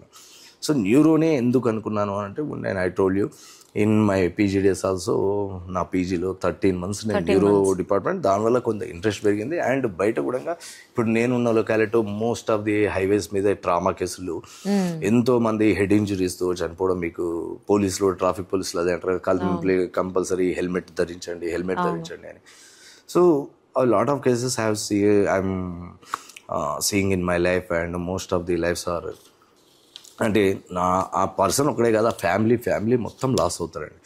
సో దానివల్లనే మనం న్యూరో సెంటర్గా, సో ఇక్కడ ఎన్నో న్యూరో సర్జరీస్ చెప్తున్నా కదా, GCS 4-5 తోటి వచ్చినాయి. అంటే మనకు సర్వైవ్ అవ్వడానికి ఓన్లీ 10% ఉన్న ఛాన్స్ ఉన్న కేసులను ఎన్నో డీల్ చేసుకున్నాం. అట్లాంటి కేసులు అందరూ హ్యాపీగా డిశ్చార్జ్ అయ్యేటప్పుడు ఎంత హ్యాపీగా అంటే ఎంత హ్యాపీగా ఉంటుంది. అండ్ ఈవెన్ మెడికల్ కేసెస్, ఇప్పుడు పాయిజనింగ్ కేసెస్ వస్తుంటాయి, స్నేక్ బైట్ కేసెస్ వస్తుంటాయి, and COPD cases, respiratory failure cases. ఓకేనా, ఈవెన్ కోవిడ్ టైంలో. సో కోవిడ్ టైంలో యు నో దట్, సో ఎన్ని లైఫ్లు లాస్ అయ్యారు అనేది యూనో. సో ఈవెన్ కోవిడ్ టైంలో కూడా మనం 45 days అనుకుంటాను నేను. 45 daysలో around 450 admissions in critical conditions. And మన దగ్గర నుండి నియర్ బై 410 to 420 members మా సర్వైవ్ అయ్యి హ్యాపీగా మన హాస్పిటల్ డిశ్చార్జ్. సో ఇలాంటి మెమరీస్ మాత్రం నిజంగా that is the first milestone అనుకోవచ్చు మన హాస్పిటల్ ఓపెన్ చేసిన బిగినింగ్లోనే. ఎందుకంటే మన హాస్పిటల్ ఓపెన్ చేసిన వితిన్ 30 daysలోనే ఆ సెకండ్ వేవ్ అనేది సడన్గా రావాలి. సో అప్పుడు కూడా ఇంకా మేము సెట్ కూడా కాలేదు నిజంగా హాస్పిటల్ అనేది. ఈవెన్ తీసుకోవాలా లేదా, కోవిడ్ కేసెస్ అసలు వద్దు అనుకున్నాం ఫస్ట్ ఇనిషియల్గా. ఆఫ్టర్ దట్ ఈవెన్ పేషెంట్స్కి ఎక్కడ బెడ్స్ కూడా లేవు. Even every hospital got this thing ఏమంటాము, డిఎంహెచ్ఓ సైడ్ నుండి కూడా ఆర్డర్స్ అనేది every hospital should take the cases అని. సో ఆ తర్వాత మనం ఆ కేసెస్ సో సక్సెస్ఫుల్గా నిజంగా చెప్తున్నా. సో మోస్ట్ క్రిటికల్ కేసెస్ మన బృంగికి వచ్చేవే మ్యాక్సిమం అలాంటి క్రిటికల్ కేసెస్. ఎందుకంటే మన లొకేషన్ కూడా అలాగే ఉంది, హైవే మీద ఉండడము అండ్ కొంత పెరిఫెరల్లో ఉండడం వల్ల ఈ పబ్లిక్ ఏంటంటే హెల్త్ మీద వాళ్ళకి సరైన అవేర్నెస్ లేకపోవడం వల్ల మొత్తం కంప్లీట్గా నెగ్లిజెన్స్ చేసుకుంటూ పోయి మ్యాక్సిమం ఆ క్రిటికల్ కండిషన్కి రీచ్ అయినప్పుడు మన హాస్పిటల్కి వస్తున్నారు. సో అలాంటి స్టోరీ 1-2 కాదు, చాలా స్టోరీస్ ఉన్నాయి. సో ఎవ్రీ పేషెంట్ వాళ్ళు డిశ్చార్జ్ అవుతున్నప్పుడు వాళ్ళు హ్యాపీనెస్ అనుకోండి, మనకిచ్చే బ్లెస్సింగ్స్ అనుకోండి, ఇవన్నీ ఇంపార్టెంటే. ఇప్పటికీ some thousands of cases critical కండిషన్లో వచ్చినాయి. యాజ్ అనస్థెటిస్ట్ నేను అందుకోసమే మన ఐసీయూ కానీ మన ఆపరేషన్ థియేటర్స్ కానీ ఎలా బిల్డ్ చేయాలి, ఒక క్వాలిటీ ఆఫ్ సర్వీస్ చేయడం అలాగే మనం బిల్డప్ చేసుకున్నాం. సో థౌజండ్స్ ఆఫ్ కేసెస్ మనకి ఇక్కడ క్రిటికల్ కండిషన్లో వచ్చిన పేషెంట్ని మనం సక్సెస్ఫుల్గా వాళ్ళని ట్రీట్మెంట్ ఇచ్చాము, వాళ్ళు హ్యాపీగా డిశ్చార్జ్ అయిన ఎవ్రీ కేస్ ఈజ్ మెమరీ అండి. అంటే ఫ్యూ కేసెస్ మనం చెప్పలేము. సో 1 case అది ఎప్పుడు, ఎందుకంటే అది ఎప్పుడు మర్చిపోలేము నిజంగా అలాంటి మెమరీ మాత్రం. By name Ramesh, head injury case, RTA with head injury. So he came from Miryalaguda. So first he went to some other hospital. So in that hospital they explained everything and there's very little chances of survival and they suggest to go for a government hospital. ఎందుకంటే chances చాలా less కనుక వాళ్ళ నుండి government హాస్పిటల్కి వెళ్ళండి అని వాళ్ళు చెప్తే వాళ్ళు అక్కడ నుండి మన బృంగి హాస్పిటల్కి వాళ్ళు రావడం. So we also explained same thing. అంటే ఇక్కడ డిఫరెన్స్ అనేది సేమ్, నేను ఇంతకుముందు చెప్పాను కదా, ఇప్పుడు సేమ్ థింగ్. ఇప్పుడు ఆ రిస్క్ అనేది ఆ హాస్పిటల్లో ఎలా ఉందో ఈ హాస్పిటల్కి వచ్చినా రిస్కే. ఇంకా మోర్ ఓవర్ అక్కడ నుండి తనని మూవ్ చేయడం వల్ల ఇంకోటి డిలే, ఇప్పుడు సర్జరీకి డిలే అవ్వడం వల్ల ఇంకా ప్రోగ్నోసిస్ పూర్ అవుతుంటుంది. ఓకేనా, ఎప్పుడైనా గుర్తుంచుకోండి, ఒక ఎమర్జెన్సీ కేసుకి, ఏ ఎమర్జెన్సీ కేసుకైనా the first golden hour is most important అండి. మనం ఆ గోల్డెన్ అవర్ వేస్ట్ చేసుకోవద్దు, ఎట్టి బస్సులో గుర్తుంచుకోండి. ఆ గోల్డెన్ అవర్లో ఆయనకు కావాల్సిన ట్రీట్మెంట్ కరెక్ట్గా వెళ్తేనే ఆ అవుట్కమ్ అనేది కూడా కరెక్ట్ ఉంటుంది. సో ఆ పేషెంట్ మన హాస్పిటల్కి రావడం same thing we explain. But ఇక్కడ బ్యాలెన్సింగ్ ఉండాలి. నేను ఇంతకుముందు చెప్పింది అదే, ఒక డాక్టర్ మనం ఎంత సింపథీగా మాట్లాడడం అనేది, ఎలా కన్విన్స్ చేసుకోవాలి, వాళ్ళకి ఎలా సపోర్టివ్గా ఉండాలి. డాక్టర్ ఎంతసేపు ఇప్పుడు రిస్క్ ఉంటుంది, ఆ రిస్క్ ఎక్స్ప్లెయిన్ చేయాల్సిందే. As a doctor we have to explain that. But moreover తనకు ధైర్యంని కూడా ఇవ్వాలి మనం. ఇప్పుడు then only he will convince కదా, దెన్ ఓన్లీ వీ కెన్. ఇప్పుడు తనకు కొంత సపోర్టివ్గా మనం ఇచ్చినప్పుడే ఆ డాక్టర్కి మన పేషెంట్కి మనం కొంత ధైర్యాన్ని ఇవ్వడము, కొంత కాన్ఫిడెన్స్ ఇవ్వడానికి తను కూడా స్టెప్ వేయాలి. ఇప్పుడు ఆ సర్జరీ మా అబ్బాయికి ఇక్కడనే చేయించాలా, లేకపోతే ఇంకేదైనా హాస్పిటల్కి వెళ్ళాలన్నా ఇక్కడే చేయించు, ఇక్కడ మనం సెక్యూర్గానే ఉన్నాము అనే ఎన్విరాన్మెంట్ని మనం ఆ పేషెంట్కి, అటెండర్కి చూపించగలగాలి. సో అతను వచ్చాడు వితిన్ 2 hours. ఆ 2 hours వేరే అటెండర్స్ వచ్చారు, ఇదేంటి మరి ఈ హాస్పిటల్ ఏంది, మనం వేరే పెద్ద హాస్పిటల్కి వెళ్ళిపోదాము, అట్లా ఇంకా ఉంటుంది. ఉంటాయి కదా వాళ్ళ రిలేషన్స్ వాళ్ళు వచ్చి. బట్ ఆ 2 hours he understood what care we are showing towards the patient and how we explained the thing to the patient. So వాళ్ళ ఫాదర్ లేదు, నేను ఈ హాస్పిటల్లోనే ఉంచుతా, ఇంకా నేను ఎక్కడికి తీసుకెళ్ళాను. Okay. So we explained everything and we have taken the patient for surgery and surgery complete అయిపోయింది అండ్ మల్టిపుల్ ప్రొసీజర్స్ అవసరం పడ్డాయి తనకి. So near by 45 days hospital stay అవసరం పడ్డది తనకి. సో 45 days తర్వాత పేషెంట్ డిశ్చార్జ్డ్ విత్ ఎలాంటి డిసేబిలిటీ లేకుండా, అది కూడా. తర్వాత ఒక 7 days తర్వాత రివ్యూకి వచ్చాడు. రివ్యూకి వస్తే అసలు ఫేస్ మేమే గుర్తుపట్టలేదు, మోడల్ లాక్కున్నాడు నిజంగా క్యాండిడేట్. సో అంత అంటే వాళ్ళ ఫాదర్ ఒకటే కొడుకు, సో వాళ్ళ ఫాదర్ ఎంత సఫర్ అయి ఉంటాడు ఆ టైంలో. సో మా కొడుకు బతికితే చాలు అనుకునే దాంట్లో ఉన్నాడు. సో పేషెంట్ డిశ్చార్జ్ అయ్యిండు, ఇంటికి రావాలి కదా, వాళ్ళ అబ్బాయి ఇంటికి రావాలి. ఇంటికి వచ్చే ముందే మళ్ళీ ఇంటికి అంతా పెయింట్స్ వేసుకున్నాడండి. వేసుకొని బయట ఆ వాల్కి మన హాస్పిటల్ పేరు రాసుకున్నాడు, భృంగి హాస్పిటల్ అని పెద్దగా దాని పేరు రాసుకొని దాని ఫోటోని దాని ఇమేజ్ని ఆయన వాట్సాప్ స్టేటస్గా పెట్టుకున్నాడు. అంటే ఇంకా అసలు నిజంగా ఎంత హ్యాపీ అంటే మాకైనా, అంటే వాళ్ళు కూడా మన పేషెంట్స్ అటెండర్స్ అయినా పబ్లిక్ కూడా ఒక వాళ్ళు పెట్టుకున్న ఎక్స్పెక్టేషన్స్కి మించి వాళ్ళ అబ్బాయిని మేము ఇచ్చాం. సో దానికి ఆయన మాకు చూపించిన ఇదేమంటాం లవ్ అనుకోండి, రివర్స్ లో, అంతే కదా, in the form of that thing. So ఒక్కొక్క పేషెంట్ అటెండర్స్ నుండి ఒక్కొక్క టైప్ ఆఫ్ ఇదేమంటాము లవ్ రావచ్చు, లేకపోతే కాంప్లిమెంట్స్ రావచ్చు. అది they will show in different ways, ఒక్కొక్కరు ఒక్కొక్కలాగా మనకు షో చేస్తుంటారు. సో ప్రతి కేసు అలాగే మెమరీస్. ఇంకొక పేషెంట్ అటెండర్ కూడా వాళ్ళ మదర్ 90 years ఓల్డ్ ఏజ్, ఆమె బాత్రూంలో స్కిడ్ అయిపడి ఫ్రాక్చర్ అయింది. సో ఆమెకి ఎన్నో ప్రాబ్లమ్స్ ఉన్నాయి, కార్డియాక్ ప్రాబ్లమ్స్ ఉన్నాయి, తనకి లివర్ ప్రాబ్లం ఉంది, కిడ్నీ ప్రాబ్లం ఉంది, 90 years ఏజ్ అంటే. సో ఆ ఫ్రాక్చర్ ఐటీ ఫ్రాక్చర్ అయినప్పుడు తను కూడా బాధ అవుతున్నాడు. ఇప్పుడు నేను సర్జరీ చేస్తే మళ్ళీ మా మదర్కి ఏమైనా అవుతుందా హెల్త్ పరంగా, మళ్ళీ సర్వైవ్ అవుతారా లేదా. So we explained everything and surgery చేసినాం. ఆ 3వ రోజే డిశ్చార్జ్ చేసినప్పుడు ఆయన ఒక కామెంట్ చేసిండండి, మంచిగా కూర్చొని. కామెంట్ కూడా కాదు, దాన్ని ఏమంటాం కాంప్లిమెంట్ ఏమన్నారంటే, అందరికీ ఒక టెస్టిమోనియల్ తీసుకుంటే ఆయన, సో భృంగి హాస్పిటల్ అనేది వనస్థలిపురం, బిఎన్ రెడ్డి నగర్, ఇబ్రహీంపట్నం ఈ ఏరియా వాళ్ళందరికీ ఇది ఒక సంజీవిని పర్వతం అన్నాడు. అసలు అంటే మా గురించి మేము కూడా అంత గొప్పగా మేమేం చెప్పుకోవడానికి రాదు. అలాంటి కాంప్లిమెంట్స్ వచ్చినప్పుడు రియల్లీ మాకు ఇదేమంటాము గూస్ బంప్స్ వస్తుంటాయి నిజంగా. ఆ డైలాగ్ విన్నప్పుడు మాత్రం నిజంగా we really proud of our self and our staff, our co doctors. So నిజంగా అలాంటి కష్టమే కదా, దానికి సపోర్ట్ అందరిది ఉండాలి ఎప్పుడైనా. ప్రతి ఒక్కరి ఇప్పుడు ఒక పేషెంట్ కాపాడడానికి ఒకరిది ఉండాలి, అంత టీం వర్క్ ఉంటుంది. నడిపించే వాళ్ళు కూడా ఉండాలి కదా. ఇప్పుడు నడిచే వాళ్ళు కాదు, నడిపించే వాళ్ళు ఉంటేనే నడవగలుగుతారు.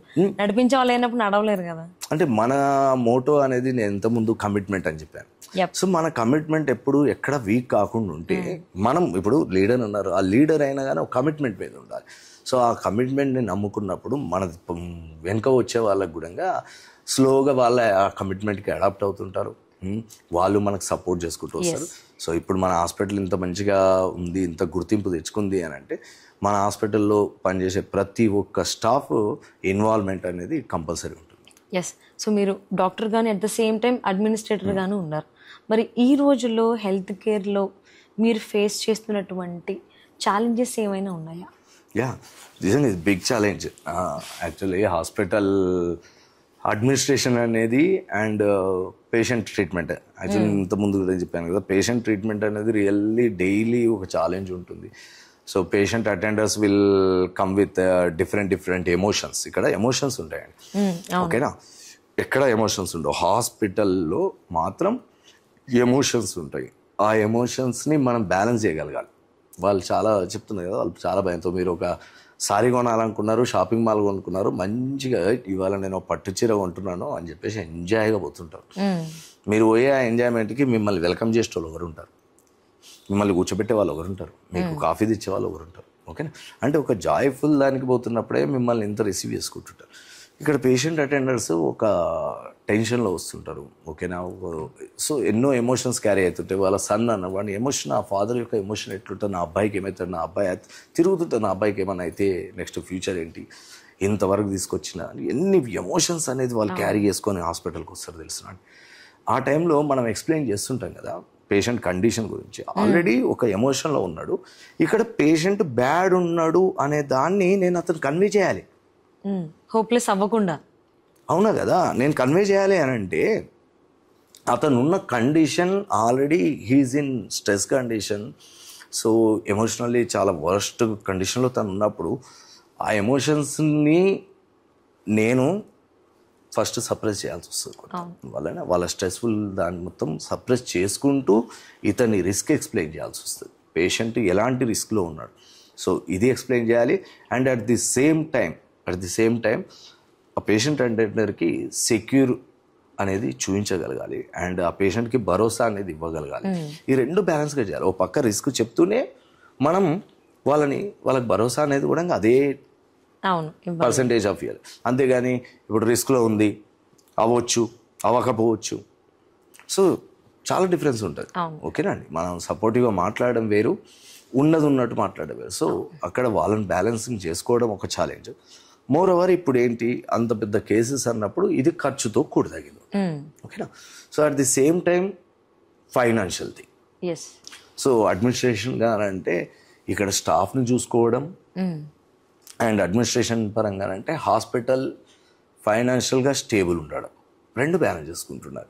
సో ఇప్పుడు పేషెంట్కి ఫైనాన్షియల్గా తను అంత ఖర్చు పెట్టుకోలేడేమో, వాళ్ళు ఇక్కడ నుండి పెరిఫెరల్ నుండే ఎక్కువ వస్తారు. ఇప్పుడు నేను చెప్పాను మిర్యాల కూడా ఉంటే అప్పటికప్పుడు వాళ్ళు లక్షలు క్యారీ చేసుకుంటే ఏం రారు.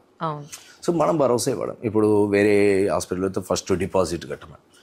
సో మనం ఏంటంటే పేషెంట్కి ఇప్పుడు ఫస్ట్ పేషెంట్ని నేను ఆల్వేస్ టెల్స్ మై పేషెంట్ కానీ పేషెంట్ అటెండర్స్ కానీ మనీ ఇవ్వాలి కాకపోతే రేపు ఏమైనా తీసుకోవచ్చు, కానీ ఇప్పుడు ఈ పేషెంట్కి ఈ ట్రీట్మెంట్ చేయకపోతే ఆయన సర్వైవ్ అనేది క్వశ్చన్ మార్క్ అవుతుంది.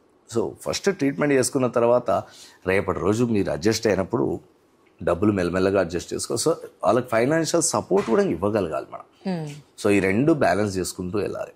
సో రెండు బ్యాలెన్స్ చేసుకోవడం ఆల్వేస్ ఒక ఛాలెంజే. అలాగే హాస్పిటల్ సక్సెస్ అనేది ఓన్లీ డాక్టర్స్ ట్రీట్మెంట్ అనేది కాదు, ప్రతి డిపార్ట్మెంట్ అంటే ఒక హాస్పిటల్స్ అంటే నర్సింగ్ డిపార్ట్మెంట్ అనుకోండి, లేకపోతే మెడికల్ డిపార్ట్మెంట్, లేకపోతే ల్యాబొరేటరీ థింగ్, రేడియాలజీ డిపార్ట్మెంట్ అనుకోండి.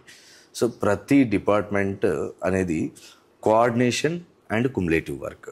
సో ఇది కూడా చాలా ఇంపార్టెంట్ మనం పేషెంట్కి సర్వీస్ అందించే ముందు. సో ఇవన్నిటిని కూడా ఒకే రూట్ మీదకి మనం తీసుకురావడం అనేది కూడా ఒక పెద్ద ఛాలెంజ్ అండి.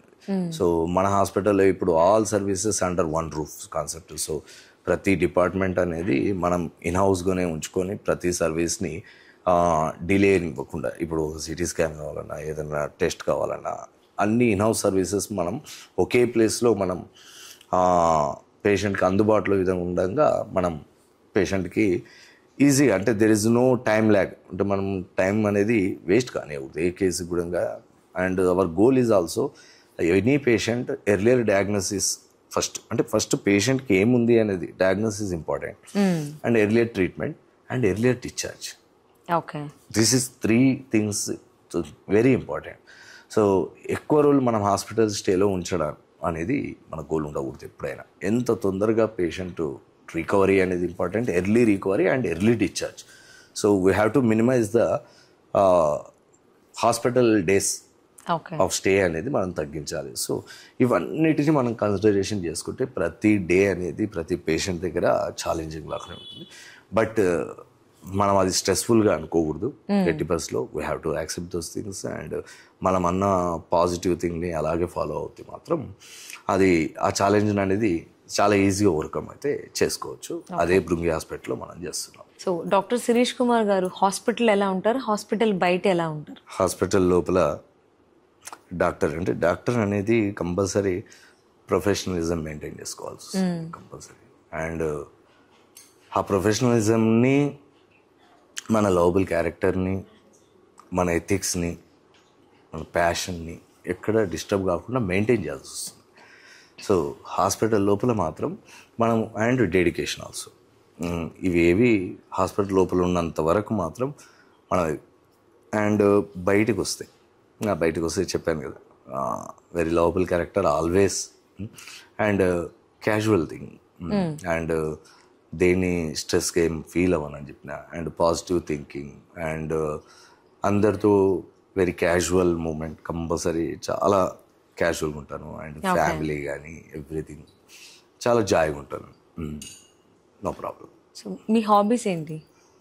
హాబీస్ ఖాళీ టైం ఉంటే మ్యూజిక్ ఎప్పుడైనా అంతే, ఖాళీ టైం ఉన్నప్పుడు లిజనింగ్ మ్యూజిక్. ఇంకా ఖాళీ టైం దొరికితే నాకు కార్ డ్రైవింగ్ అంటే చాలా ఇంట్రెస్ట్. ఇంకా మంచిగా కంఫర్టబుల్ టైం దొరికినప్పుడు లాంగ్ డ్రైవ్స్ డ్రైవింగ్కి వెళ్ళిపోవడం, ఓకే అంతే. సో ఒకవేళ ఫ్యామిలీతో ఏమైనా ప్లాన్ చేసుకోవాలి అంటే ఎలా ప్లాన్ చేసుకుంటారు ఫ్రీ టైం? ప్లానింగ్ ఏమి ఉండదండి, కష్టం. మనకు ఉండే షెడ్యూల్ కొంత ప్లానింగ్, అన్నీ చాలా ట్రిప్స్ కానీ ఏదైనా ఉన్నా కానీ అప్పటికప్పుడు ఇన్స్టెంట్ డెసిషన్ అండ్ వెళ్ళిపోవడమే, అంతే. Okay, at present me inspiration ఏంటి అంటే ఏం చెప్తారు? ఇన్స్పిరేషన్ ఓన్లీ మై ఎంథూజియాజం, అంతే. అదే ఎప్పుడు ఎవ్రీ సెకండ్ మూవ్ చేస్తూ ఉంటుంది. దానికి మన ఫ్యామిలీ మెంబర్స్ అనేది ఎప్పుడు సపోర్ట్గా, చెప్పాను కదా, my missus always supports. First మనం ఎంథూజియాస్టిక్ ఉండాలి. ఇన్స్పిరేషన్ అనేది ఎవ్రీ టైమ్ ఈ ఇన్స్పిరేషన్ వీళ్ళ నుండి, ఇన్స్పిరేషన్ వీళ్ళ నుండి, inspiration has to come from your own heart. So mainly నా ఎంథూజియాజం అనేది సెల్ఫ్ ఇన్స్పిరేషన్. అది లేకుండా ఫస్ట్ మనం self motivation, that is important. నేను దాన్ని బిలీవ్ చేస్తాను. సో మనకెవరో రావాలి, మనల్ని ఎవరో ఇన్స్పైర్ చేయాలి, లేకపోతే ప్రతిసారిగా ఇది చేయాలని కదా, ఎక్కువగా సెల్ఫ్ మోటివేషన్ అనేది, సెల్ఫ్ ఇన్స్పైరేషన్ అనేది. బట్ దెన్ సమ్ సపోర్ట్ అనేది ఉన్నప్పుడు we'll can go comfortably and we can get success through that. So nice of you అండి. సో చాలా విషయాలు తెలుసుకున్నాము. సో ఇప్పుడు కొంచెం ర్యాపిడ్ ఫైర్లో వెళ్దాము. సో ఏంటి అంటే, మీరు లెంత్ సర్జరీస్ చేసి బయటకు వచ్చిన తర్వాత మీకు ఇష్టమైన ఫుడ్ ఏంటి? టీ. ఓకే, ప్రతి డాక్టర్కి తప్పనిసరిగా ఉండాల్సినటువంటి ఒక్క క్వాలిటీ ఏంటి? Professionality, dedication, ethics. ఈ మూడు ఉండాలి కంపల్సరీ. ఓకే, ఒకవేళ డాక్టర్ శిరీష్ కుమార్ గారు డాక్టర్ అవ్వకుండా ఉంటే ఏమయ్యేవాళ్ళు? No option. నో ఆప్షన్, అసలు థాటే లేదు. ఒక పేషెంట్ నుండి మీరు పొందినటువంటి మర్చిపోలేని కాంప్లిమెంట్, బ్లెస్సింగ్ ఏంటి? Different type of compliments. కొందరు కొడుక అంటారు, కొందరు దేవుడు అంటారు, కొందరు ఏకంగా కాలు ముక్తుంటారు, కొందరు బ్లెస్సింగ్స్ ఇస్తుంటారు. So different type of patients will give different ways of compliments.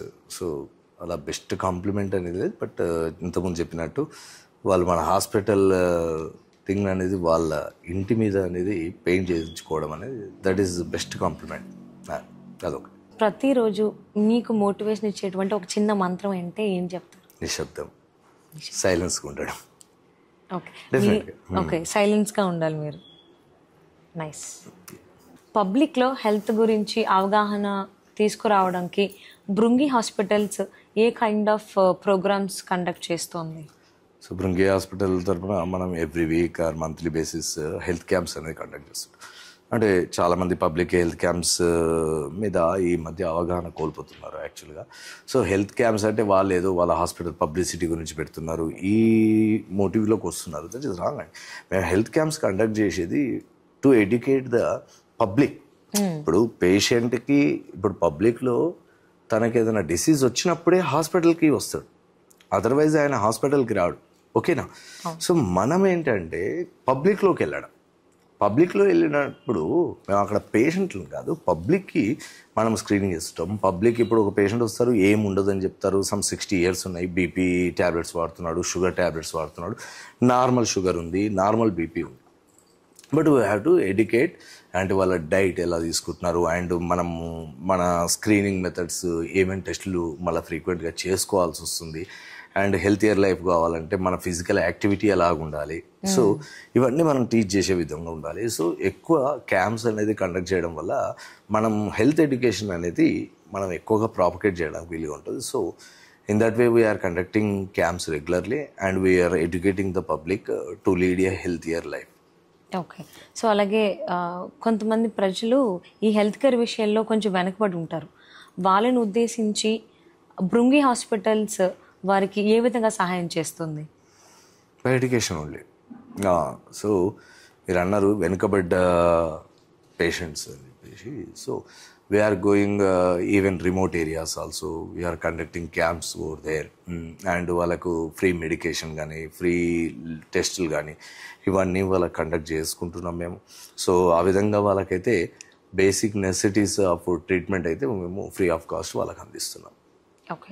So అలాగే రాబోయేటువంటి రోజుల్లో ఈ హెల్త్ కేర్ సర్వీసెస్ని ఇంకా తొందరగా డెలివరీ చేయడానికి ఆర్ఎల్స్ లేదు అంటే మెరుగుపరచడానికి ఏ కైండ్ ఆఫ్ ప్లాన్స్లో మీరు ఉన్నారు? సో మన హాస్పిటల్ సెంటర్స్ అనేవి కానీ మన హాస్పిటల్ సర్వీసెస్ ఇంకా వైడ్ రేంజ్ ఆఫ్ పబ్లిక్ వెళ్ళాలంటే we have to establish centres in where the public is not getting services in time. మనము అలాంటి లొకేషన్స్లో మనం భృంగి హాస్పిటల్స్ అనేది ఇంకా బ్రాంచెస్ పెట్టుకోవాలనేది మన ఎప్పుడూ గోల్ ఉంది. So in future days we will expand hour branches and will expand our services also. So ఆ విధంగానే మనం ప్లానింగ్ అయితే నడుస్తుంది. రాబోయేటువంటి రోజుల్లో ఎవరైతే డాక్టర్ అవ్వాలి అనుకుంటున్నారో అంటే మెడికల్ ఫీల్డ్కి ఎవరైతే రావాలి అనుకుంటున్నారో వాళ్ళకి మీరు ఇచ్చేటువంటి మెసేజ్ ఏంటి? సో మెడికల్ ఫీల్డ్కి రావాలంటే ఆల్వేస్ వెల్కమ్. బట్ ఒకటి మనం మామూలుగా చూసుకుంటే వైద్యో నారాయణ హరి అంటారు. అవును. అంటే ఒక వైద్యున్ని ఆ నారాయణ తోటి పోల్చారు.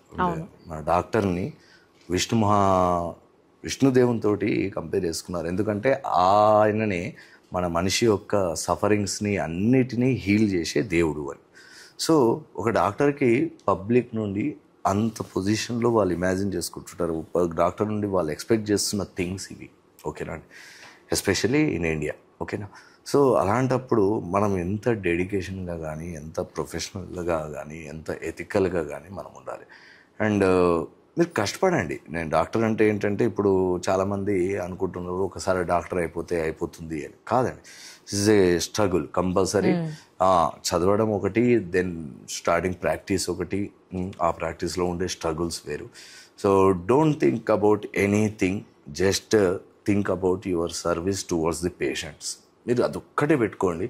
నేను నా పేషెంట్కి కరెక్ట్ సర్వీస్ ఇస్తున్నానా అనే మోటోతో మాత్రమే మెడికల్ ఫీల్డ్కి రండి. So that will bring you everything in your life. మీరు అనుకోవచ్చు సో మనీ అని, లేకపోతే కంఫర్ట్ అనేది, ఇంకేదైనా అనుకోవచ్చు. మీరు మీ వర్క్ అనేది, మీ డెడికేషన్ అనేది, మీ సర్వీసెస్ అనేవి కరెక్ట్గా డెలివరీ ఇవ్వండి.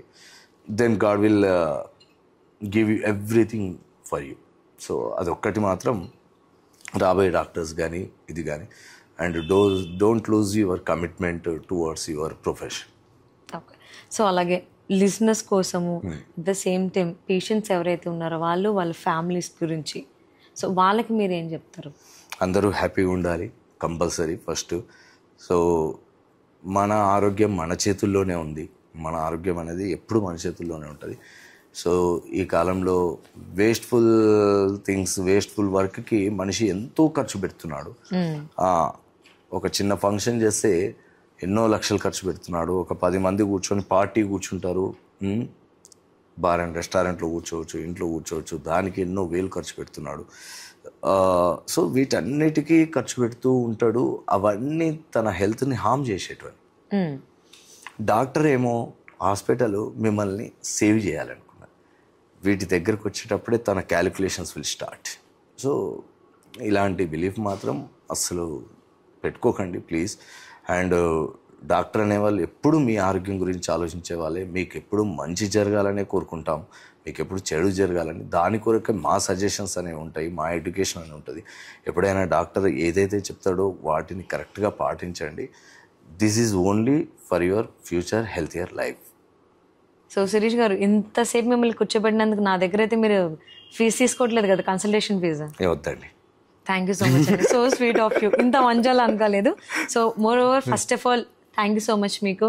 సో ఇంతసేపు చాలా ఓపిక్గా అడిగిన ప్రతి దానికి చాలా డీటెయిల్గా మాకు ఎక్స్ప్లెయిన్ చేశారు. Everything point to point, pin to pin. Thank you so much. At the same time మీ టీంకి, మీకు అందరికీ కూడా, మీకు బ్యాక్ ఎండ్ కానీ ఫ్రంట్ ఎండ్ కానీ ఎవరైతే సపోర్ట్ చేస్తున్నారో, సో ప్రతి ఒక్కరికి థ్యాంక్ యూ సో మచ్.